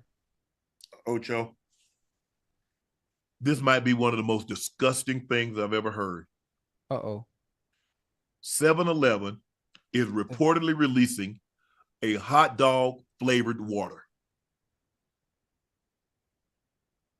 Hey, I wonder if anybody in the chat actually knows what hot dog flavored water tastes like. Now, I know what it looks like. I know what it smells like, but I've never tasted the hot dog water after eating the glizzy. Never ever. Ocho. Growing up, I just who's coming up with these creative concoctions is what I want to know. Think about it, Who Ocho. drinks the hot dog water in the first place? I'm thinking. Now they pay a lot of money for R&D, research and development. Right. Who's sitting in there and say, you know what, guys, I got an idea. Mm-hmm. Here's a market that's untapped. It is untapped. We can be the first into it. What is it, Stan? Hot dog flavored water. Oh, boy, that's a good one. Oh, I don't know. Ooh. Nah.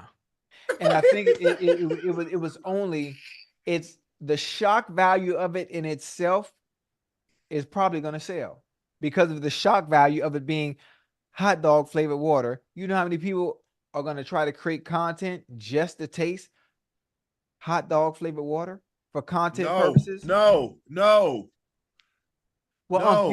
You what really about bologna flavored ice cream? Come on now. Anyway. Exactly. See what you just did? You see what you just did? Yeah. You see what you just did? Not even knowing it. I'm with you. I'm with you. Come on, Ocho. Some things need to be left in its original form. Yeah. But again, stuff like this, when it comes to R&D, things that are untapped, you know how we are as a society. Mm-hmm. I got to be first to do this because it's something new. Oh, I got to create content. Let me put this on TikTok. That's don't somebody got a hoo-ha perfume? A perfume that smell like the hoo-ha? Smell like they hoo-ha. Like personally theirs? Yeah. How would you get the hoo-ha in a bottle and be able to sell it? The same way you get a hot dog flavored water. Yeah, but that ain't. I don't know. That ain't. I need. That's not authentic. Somebody was selling somebody. Somebody was smelling body. I don't know. Was it Erykah Badu? Who? Somebody. I know somebody. Somebody famous was selling something. Either was maybe it was a candle. Ash, look that up. I know I ain't Ocho. I know I ain't losing my mind. Somebody was selling a scented candle that smelled like their body odor. There's something. Damn, I ain't heard about that one. Ocho, Ash said people have been balling their farts and selling them. On OnlyFans? Yeah, I mean, hey, you busting it, you dropping bombs around everybody. Why not? Nah, I don't. Nah, that's selling their bath water. Man, people freaky. Man, people freaky. You don't real. I didn't realize how freaky people was, but people weird. It's not. Is it really freaky? Because we are humans. Selling dirty underwear. Dirty or clean? Dirty. They say they want them. They want people be buying period panties. For real? Oh, don't nobody want none of your skid mark draws. So don't you try to get into the market. Let them women have that. Nah, I use baby wipes. I ain't got them problems. Hey, Ash, what celeb was selling their body odor as a candle or something? Maybe it was Gwyneth Paltrow. Maybe it was somebody.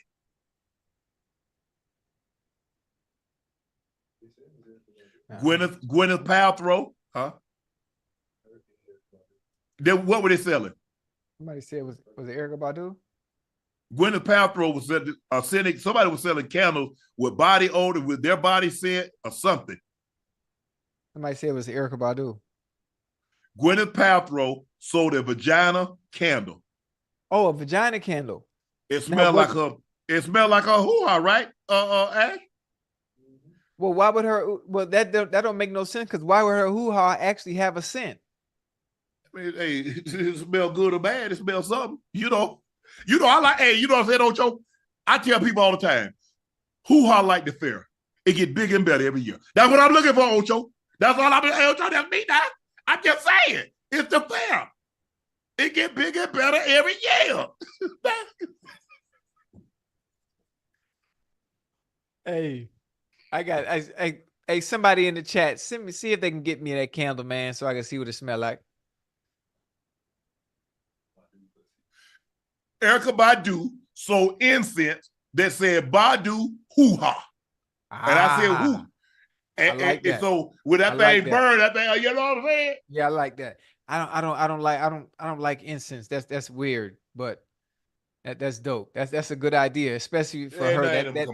That fits her whole spiel, her whole mystique. I mean, yeah, but who want to come in the house and God damn, what does that smell like? But you know what? It's hard to talk about it unless you actually smell it or try it. So I ain't really tried to walk in no house and it smell like hoo-ha. Well, it depends on how the hoo-ha smells. Man, look here. It's hoo-ha.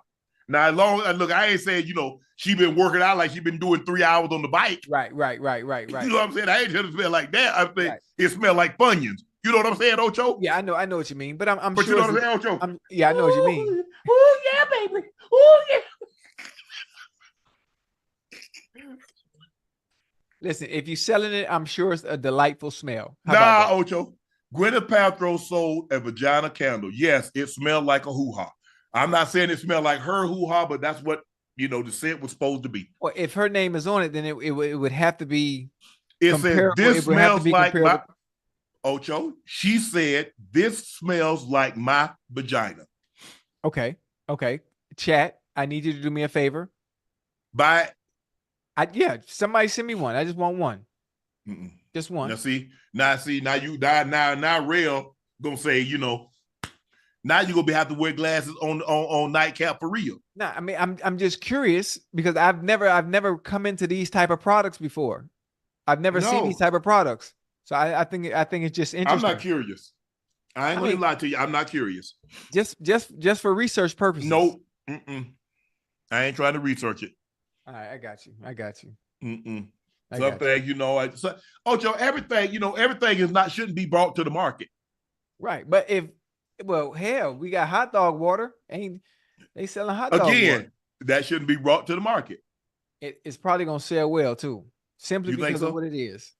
Gotta go to bed. All right, Ocho, you gotta keep talking. Hold the chat. All right, chat. I'm not sure what you guys want to talk about. I'm leaving town tomorrow. I'm flying into Houston. If anybody is in the chat from Houston, if you'd like to tweet me some places I can go eat, that would be nice. Anybody in the chat that is from Houston that would like to hang out and have dinner with me tomorrow, my treat. We can all go have a good time. We could talk about the show. We could discuss life.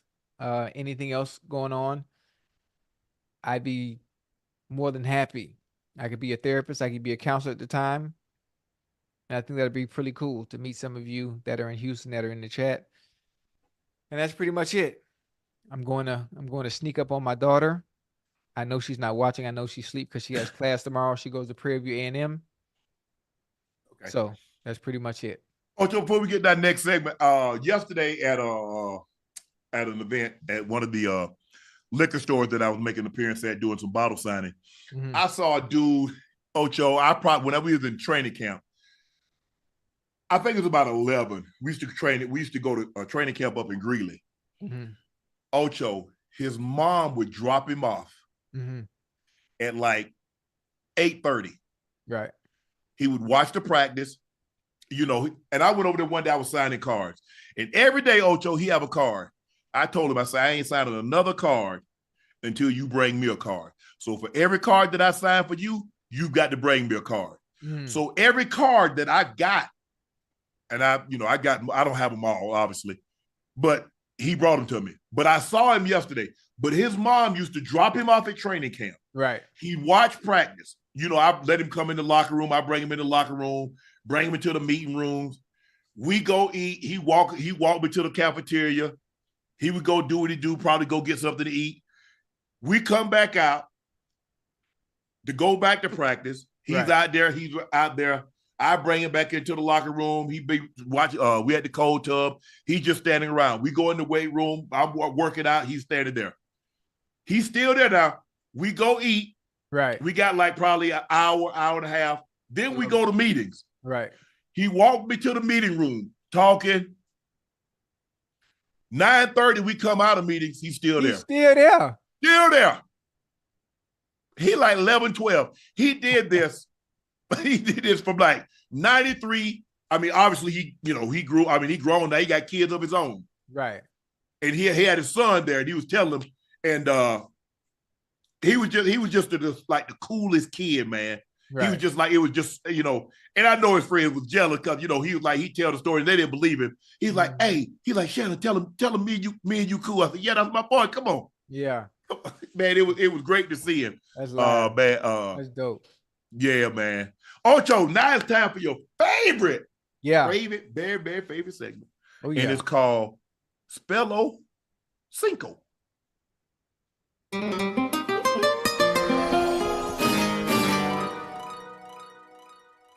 Ocho, the first word is very easy. This is probably going to be the easiest word that you have to spell. Okay. And it's when someone has difficulty breathing or they can have exercise-induced asthma. Your word is asthma. Well, asthma is easy. ASTHMA. ASTHMA. Okay. AST. Now try. Ocho, here you go. Now we can see you typing because I can see it in the back. Yes, Ocho, I'm looking at You're you. I can see it. I can see it. Looking at my computer system through Exactly. my glasses. I can see it. You typing the word, Ocho. I can see it in your glasses. Can you see? Yes. That's not my. Hold on. Let me turn my computer around because you're gonna tell me what I'm doing. Hold on. Yes. Hold on. It's my PC setup. You can see it through my glasses right now. Look through my glasses. But anyway, Ocho. Okay. Look Okay. through We my good. glasses, Ocho. We see Ocho. We see you typing on your phone. You typing on your phone, Ocho. Oh, now you blaming my phone. I can see it in your glasses. The chat can see it. You are looking at my PC. I'm telling you what the chat said. Now if they lie, chat. How the chat gonna tell me I'm looking on my phone? I'm looking right at the damn computer. Okay. Oh, hold on. You gonna listen to the chat instead of me? Yeah. Chat, what you think, chat? For one, you know what's funny?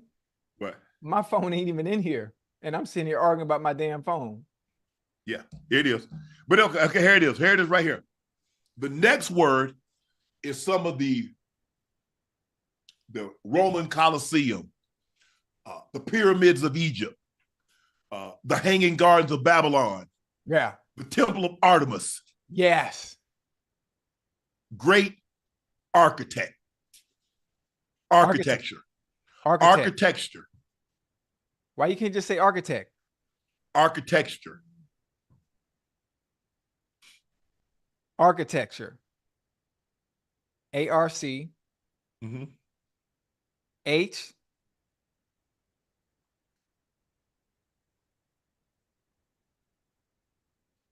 ARCHITECTURE. Architecture. I look down. I'm laughing at the chat. Why? Because they see the same thing I'm seeing. But I think you spelled it right. I didn't quite hear I know I spelled it right. And you can't say I purposely stared in the camera so can't How about this? say Take your glasses off. What my glasses got to do with it? There we go right there. Now we can see your eyes. No. We want to see your eyes. No, we want to see your eyes. Your eyes, just for this last word. The lights are too bright. The light ain't too bright. The last word is conscientious. Conscientious. Yes. CON. Yes. CONSCIO.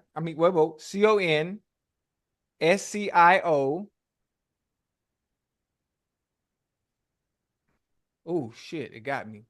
Yeah, figured it would. Hold on. Conscientious. Conscious. Wait, hold on. CON. Mm-hmm. SCI. OU. And yeah, NESS. CON SCI. I got that part. ENTIOUS. I won't get that. The goddamn T silent. How about this here?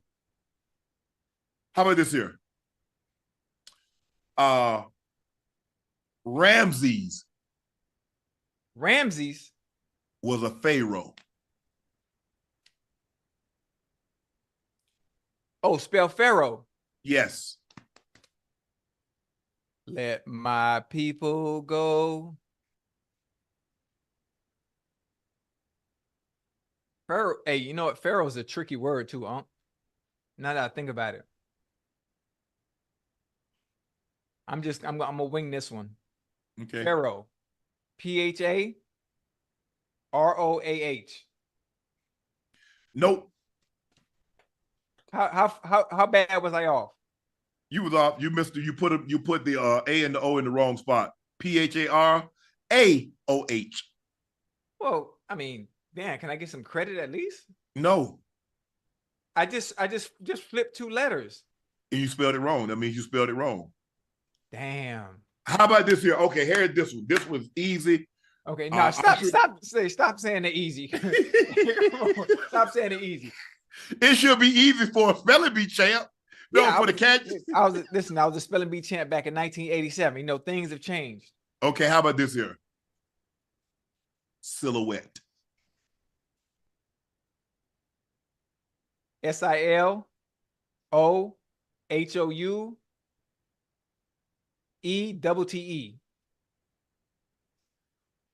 Yep. So you were 3 for 2. Huh? Hold You on. got Give three. me one more. Give me a bonus one. Give me a bonus one. Okay. Give me a bonus one. Ashley wants to go 500. Give me a bonus one. I got y'all right here. I got y'all, chat.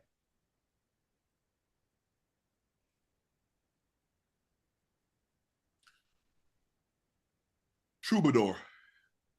What? Troubadour. Troubadour.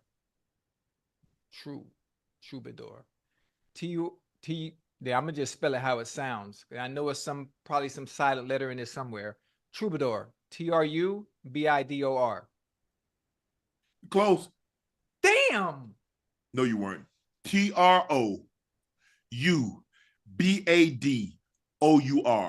Now you come on. Now you knew I won't. All right. Come on, man. Come on, man. Okay, here's this. You knew I won't get that. How about this here? I knew the silent word was gonna trip me up. How about this here? Okay. Ocho you're this for being cheap.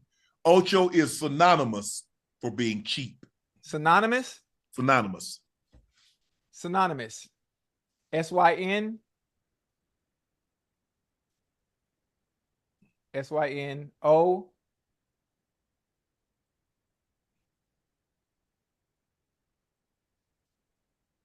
SI. We don't let you put your glasses back on so you can kind of glance. No, I ain't. SYS synonymous. SYNON.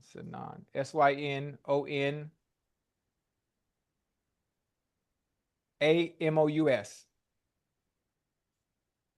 No. Why? SYNONYMOUS. Ah, well, synonymous. The extra Y, man. Yeah. All right, Ocho. We're not gonna count the bonus questions. You were 3 for 2. You got 2 right. You got 3 right. Missed 2. Now it's your time to ask me these hard ass questions. Yeah. Dunk on Unc. Hey, I hope you ain't had no preparation or nothing. So I wasn't that bad tonight on Spell-O-Ocho. No, you weren't. You weren't that bad tonight, Ocho. And I hope the chat ain't laughing because y'all ain't know them damn words either. Hell no. Okay, here we go, chat. Here we go. Chat, we gonna get Unc tonight, baby. We going 0 for 5. 0 for 5. Question number 1. Yes. Only one quarterback in NFL history has started their career with 3 straight 4,000-yard seasons. Name that quarterback. If you need a hint, let me know. If you struggle, I'll give you a hint. Only one quarterback in NFL history has started their career with 3 straight 4,000-yard seasons. If you struggle with this, I'm going to give you a hint.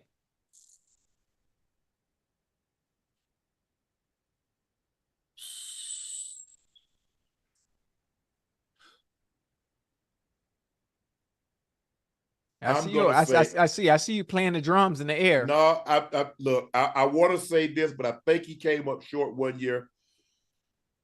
Oh man, I'm going. Hey, Chad, he doing it again. Justin Herbert. Oh, no, you be kidding me with that. Hey, you do that every time. I got it.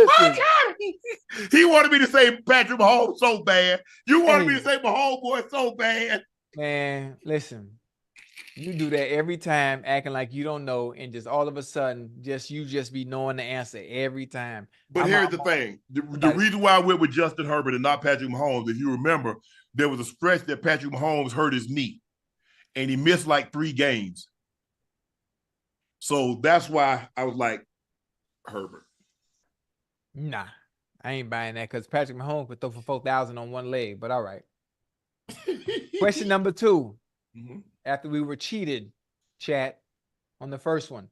Which HBCU has had the most player selected in the NFL draft? Savannah State. No. It's one of these two schools. Both of them is in Louisiana. I'm going to go Grambling. Fuck, man. You got that correct. That is correct. Grambling State has 133 players into the draft. And the HBCU that is second is Tennessee State with 122 players. Really? I thought it had been Southern. Yep, Tennessee State. Okay. You two for 2-0 right now. Last season, Myles Garrett set an NFL record for most sacks before their 28th birthday with 82. Their previous record was 80, held by which Hall of Famer who is currently top 5 all-time in sacks? Oh, my goodness. Yep, the previous record was 80. Which it's was either held one by or two a Hall guys. of Famer who is currently top 5 all-time in sacks. Reggie White. Oh, Reggie. Hey, man. Like, your question is so easy, and my spelling questions be so hard. But I ain't no Ocho. You the spelling bee champ. I am. All right, here we go. Shit. Number 4. Who are the Giants' all-time leading receiver in yards? Oh, my goodness. I have no idea. I'm just going to go out on a limb. I'm going to say Amani Toomer. Oh, see. You know what? You go. I'm right, Ocho. Ocho, that's right. Ocho, that's right. See? You done got briefed. You done got briefed on these questions, man, because ain't no way in hell. Ocho, first of all, I just got to my room. Why you think we had to start late? I just got back to my hotel room at 7:45. I had to shower, tried to grab a bite to eat. Nah, man. I ain't buying this. That's what I looking for. All right, here we go. Guess the player. I'm top 20 in rushing yards. I played on 2 teams. Okay. I played at the University of Washington. If you need a hint, he once held the record for most rushing yards in a game with 278. Oh, Corey Dillon. Hell nah, man. That is correct. Corey Dillon, who has he broke Walter Payton's record. Walter Payton had the record of 275. I think he did that like on either Christmas or Thanksgiving Day. That is correct. You went 5 for 5 tonight. Corey Dillon has 11,241 rushing yards. We got him. Yeah, some ain't Ocho, right. Ocho, you do realize if somebody was feeding me the answers, you could hear them also, right? Nah. They probably got like a little race board back there, and they just hold it up back there and give you the answer. Something ain't right. Ooh, I went perfect 5 for 0. I'm the perfect to go 5 for 5. I feel good. I feel vindicated. It's cool. Chat, hey, and the people in the chat, I know y'all know something's up now, chat. Yeah? Who, yours? Check this out. Yeah. Ocho, it's time for our last segment of the night. I stayed on here a lot longer because I got to wait. I got a car picking me up at 4:15. Q&A.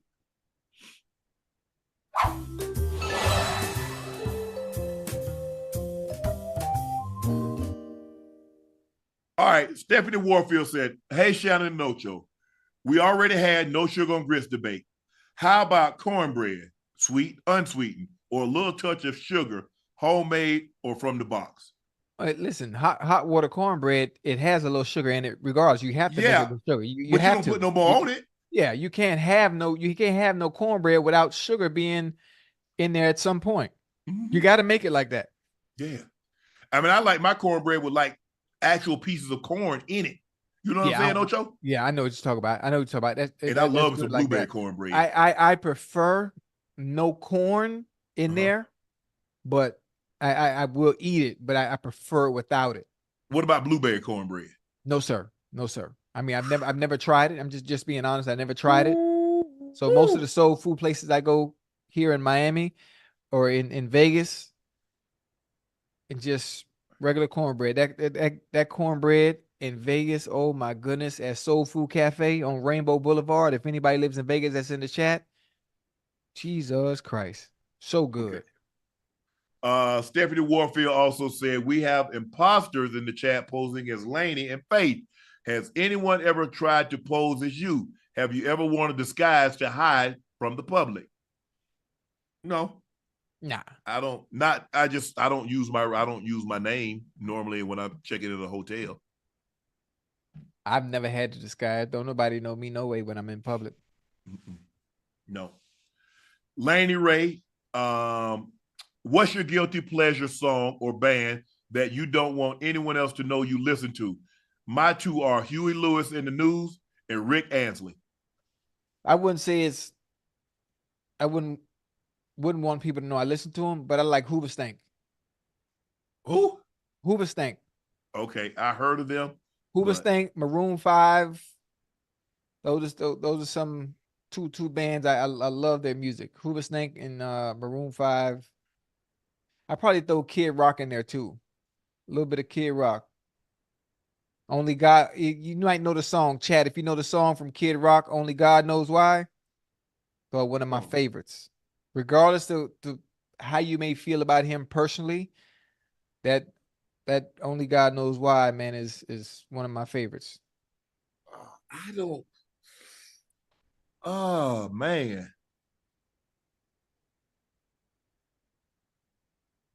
Guilty pleasure that I listen to.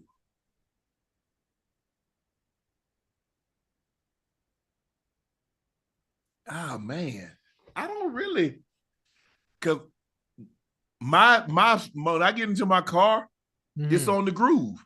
Right. Serious satellite radio. And it never leaves that. So, man, I used to love me some Tracy Chapman. What you know about Tracy Chapman, man? I used to love the Rhythmics. Peter Gabriel. Peter Gabriel. Sledgehammer. Peter Gabriel. Used to be the lead singer of what's that? Phil Collins, Genesis. Oh, okay. Mm-hmm. That's a good one. Kick the habit. Shed my. Anyway, Nehemiah Jung Foley. This is a 3-part. Hello, Unc Ocho. On March 14th, my wife and I watched the show. She laughed so hard at your jokes that her water broke. Yes. There you go. Thanks to Nightcap, our son was born on the 15th. It's the story for a lifetime. I plan on telling him with Nightcap, baby, both literally and figuratively. Please give baby Caleb a shout out. Caleb, that's what I'm talking about.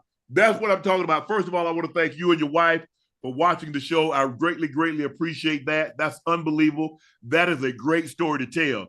Baby Caleb, man, thank you, bro. You came in listening to Nightcap.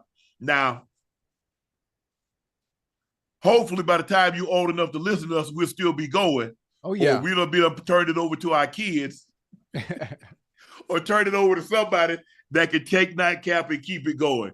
But additionally, could you give his brother Elijah a shout out for becoming a big brother?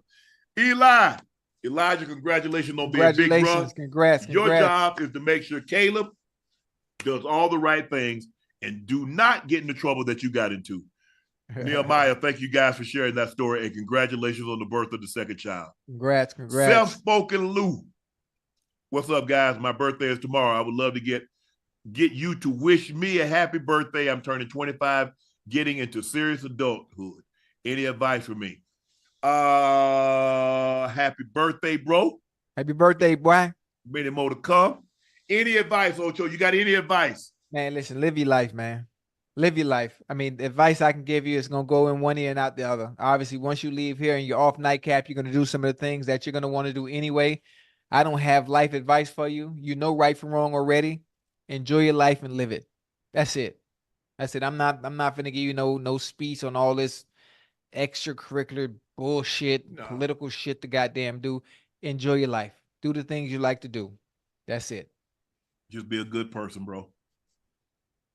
Be a good person. Robert Salinas. Hey, Unc Ocho, could you give my son Rob Zoe a birthday shout out? He turns 21 today. He's a junior at Texas A&M Corpus Christi. We're both huge fans of the show. My wife ordered me some Shea. Ready for it. Ocho, your cigars are next. Stay with me now. Rob Zoe. Happy birthday, bro. Happy birthday, Rob. On being turned 21. Happy birthday, boy. Oh, you just turned 21? Just turned 21. Hey, you know what that means, boy. Come on down to Miami, boy. Take it to Tussie's, boy. Take it to Tussie's, man. No, you ain't going. He ain't going nowhere with you. But happy birthday, Robert. Thank you for the support of purchasing a bottle of Shea. And make sure you grab those sticks from Ocho. Nikki Grant said, seeing how hard you work makes me super proud to be Team Shay Shay. That's why I don't play about you. I'll win me in a heartbeat. Just say the word. Nikki, thank you for your support. I greatly, greatly appreciate that. I don't really consider what I do work. They say if you love what you do, you'll never have to work a day in your life. Mm-hmm. Yeah. This is what I asked for. God is just giving me what I'm asking for, and I'm showing him how much I appreciate and thank him, and appreciating the blessing by going out and doing what he's given me the ability to do. But thank you, Nikki, for all the support that you've given me and Ocho. Caden asked, what's up, Uncle Ocho? Sorry to get a little off topic, but if you had to pick one teammate to go into a bar fight, who would it be? Bar fight? Man, that's a good one. Where the bar at? Where we fighting? I'm gonna pick Pac-Man. Yeah, me and Pac-Man gonna walk through that thing, boy. We gonna mollywop everybody, boy. I like that. Yeah, me and Pac.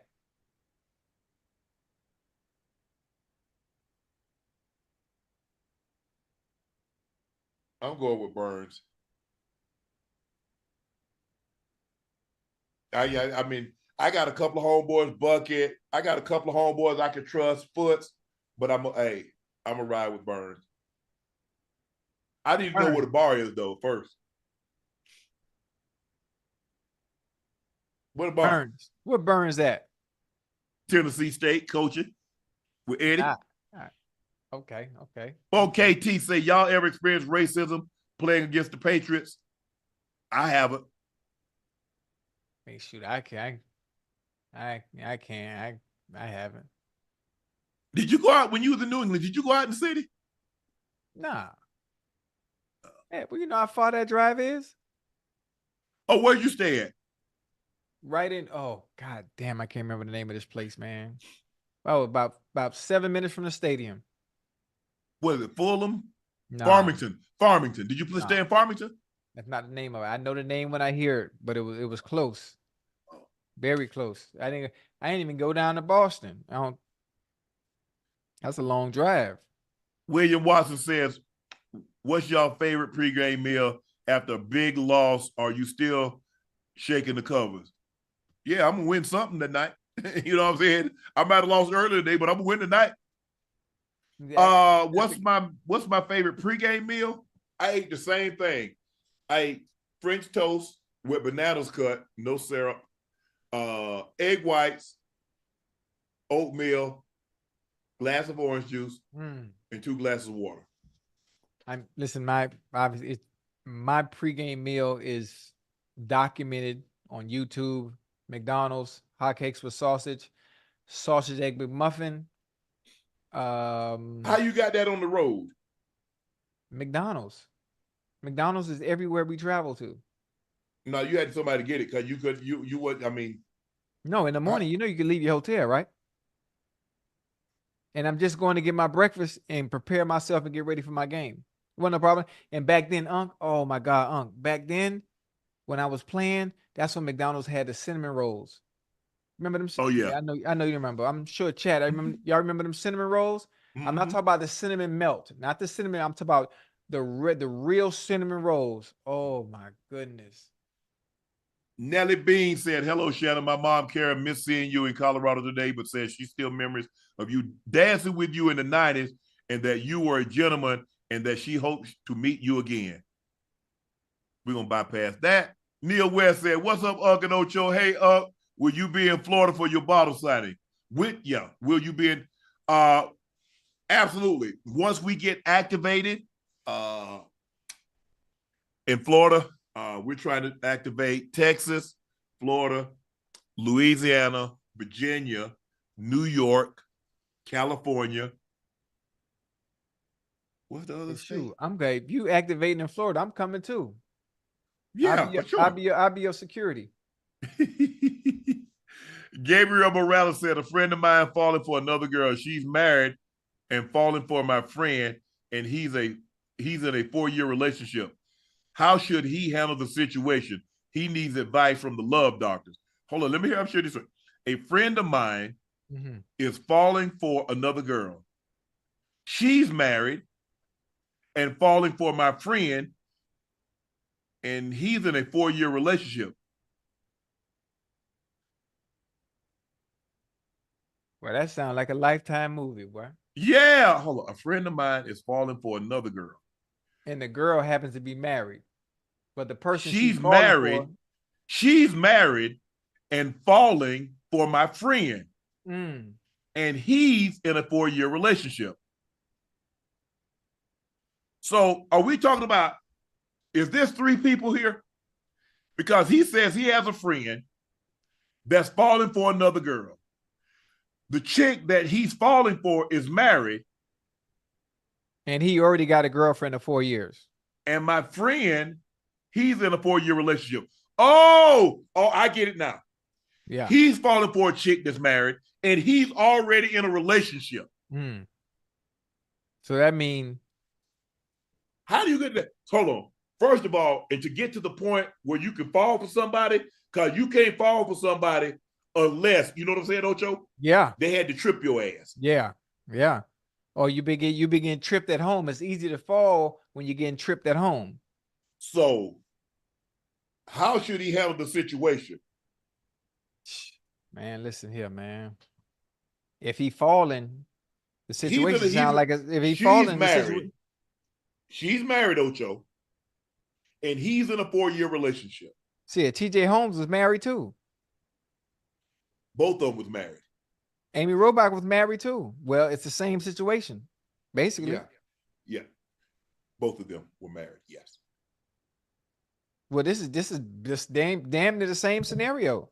So what? So they should just be together and forget their spouses, because it's been reported that the spouses, TJ Holmes and Amy Robach spouses, are linked together now. Right. No, I don't want that. I don't do that. Yeah, this is out of my area of expertise. Yeah, bro. I just, it's out of my area of expertise. The way I look at it, that's Ocho, too much. That's too much confusion. The mere fact what they should do is be together. Always be with the second one, because if you love the first one, there wouldn't be a second one. I'm gonna move on. Ocho. No, Ocho, no. Ocho, I'm moving on, Ocho. I'm moving on. That was a good one. Steven Shabir said, hey, Unc Ocho, asking for prayer from everyone. My father is fighting for his life in the hospital. Stephen, thank you for watching us. We will send a prayer out to your father. Wish you and your family all the best. Stay prayed up, and all the best come to you, bro. I'm sorry for what you're fighting through, but keep on fighting, bro. And hopefully all our prayers will be answered. Prayers, young bull. Travell Summers, Ocho, one of the realest, but you got to make these folks sponsor you before you shout them out on the pod. Wait, who sponsor? Oh, listen, I'm showing love to any and everybody now. I ain't. It's enough coming in. I'm good. When the time is right, go ahead. Now I say when the time is right, those opportunities will present themselves. But the people that I shot out are people that have been around for years and years and years and years. Quantez Scott said, Unc, it's great to meet you tonight. It was great to meet you tonight. I'm the guy who missed you by 10 minutes yesterday, but still bought 3 bottles. Question: are the aspects of your childhood that humble you that you had to heal in your adulthood? Yeah, I think we're all shaped by our past. Some things are easier to overcome than others.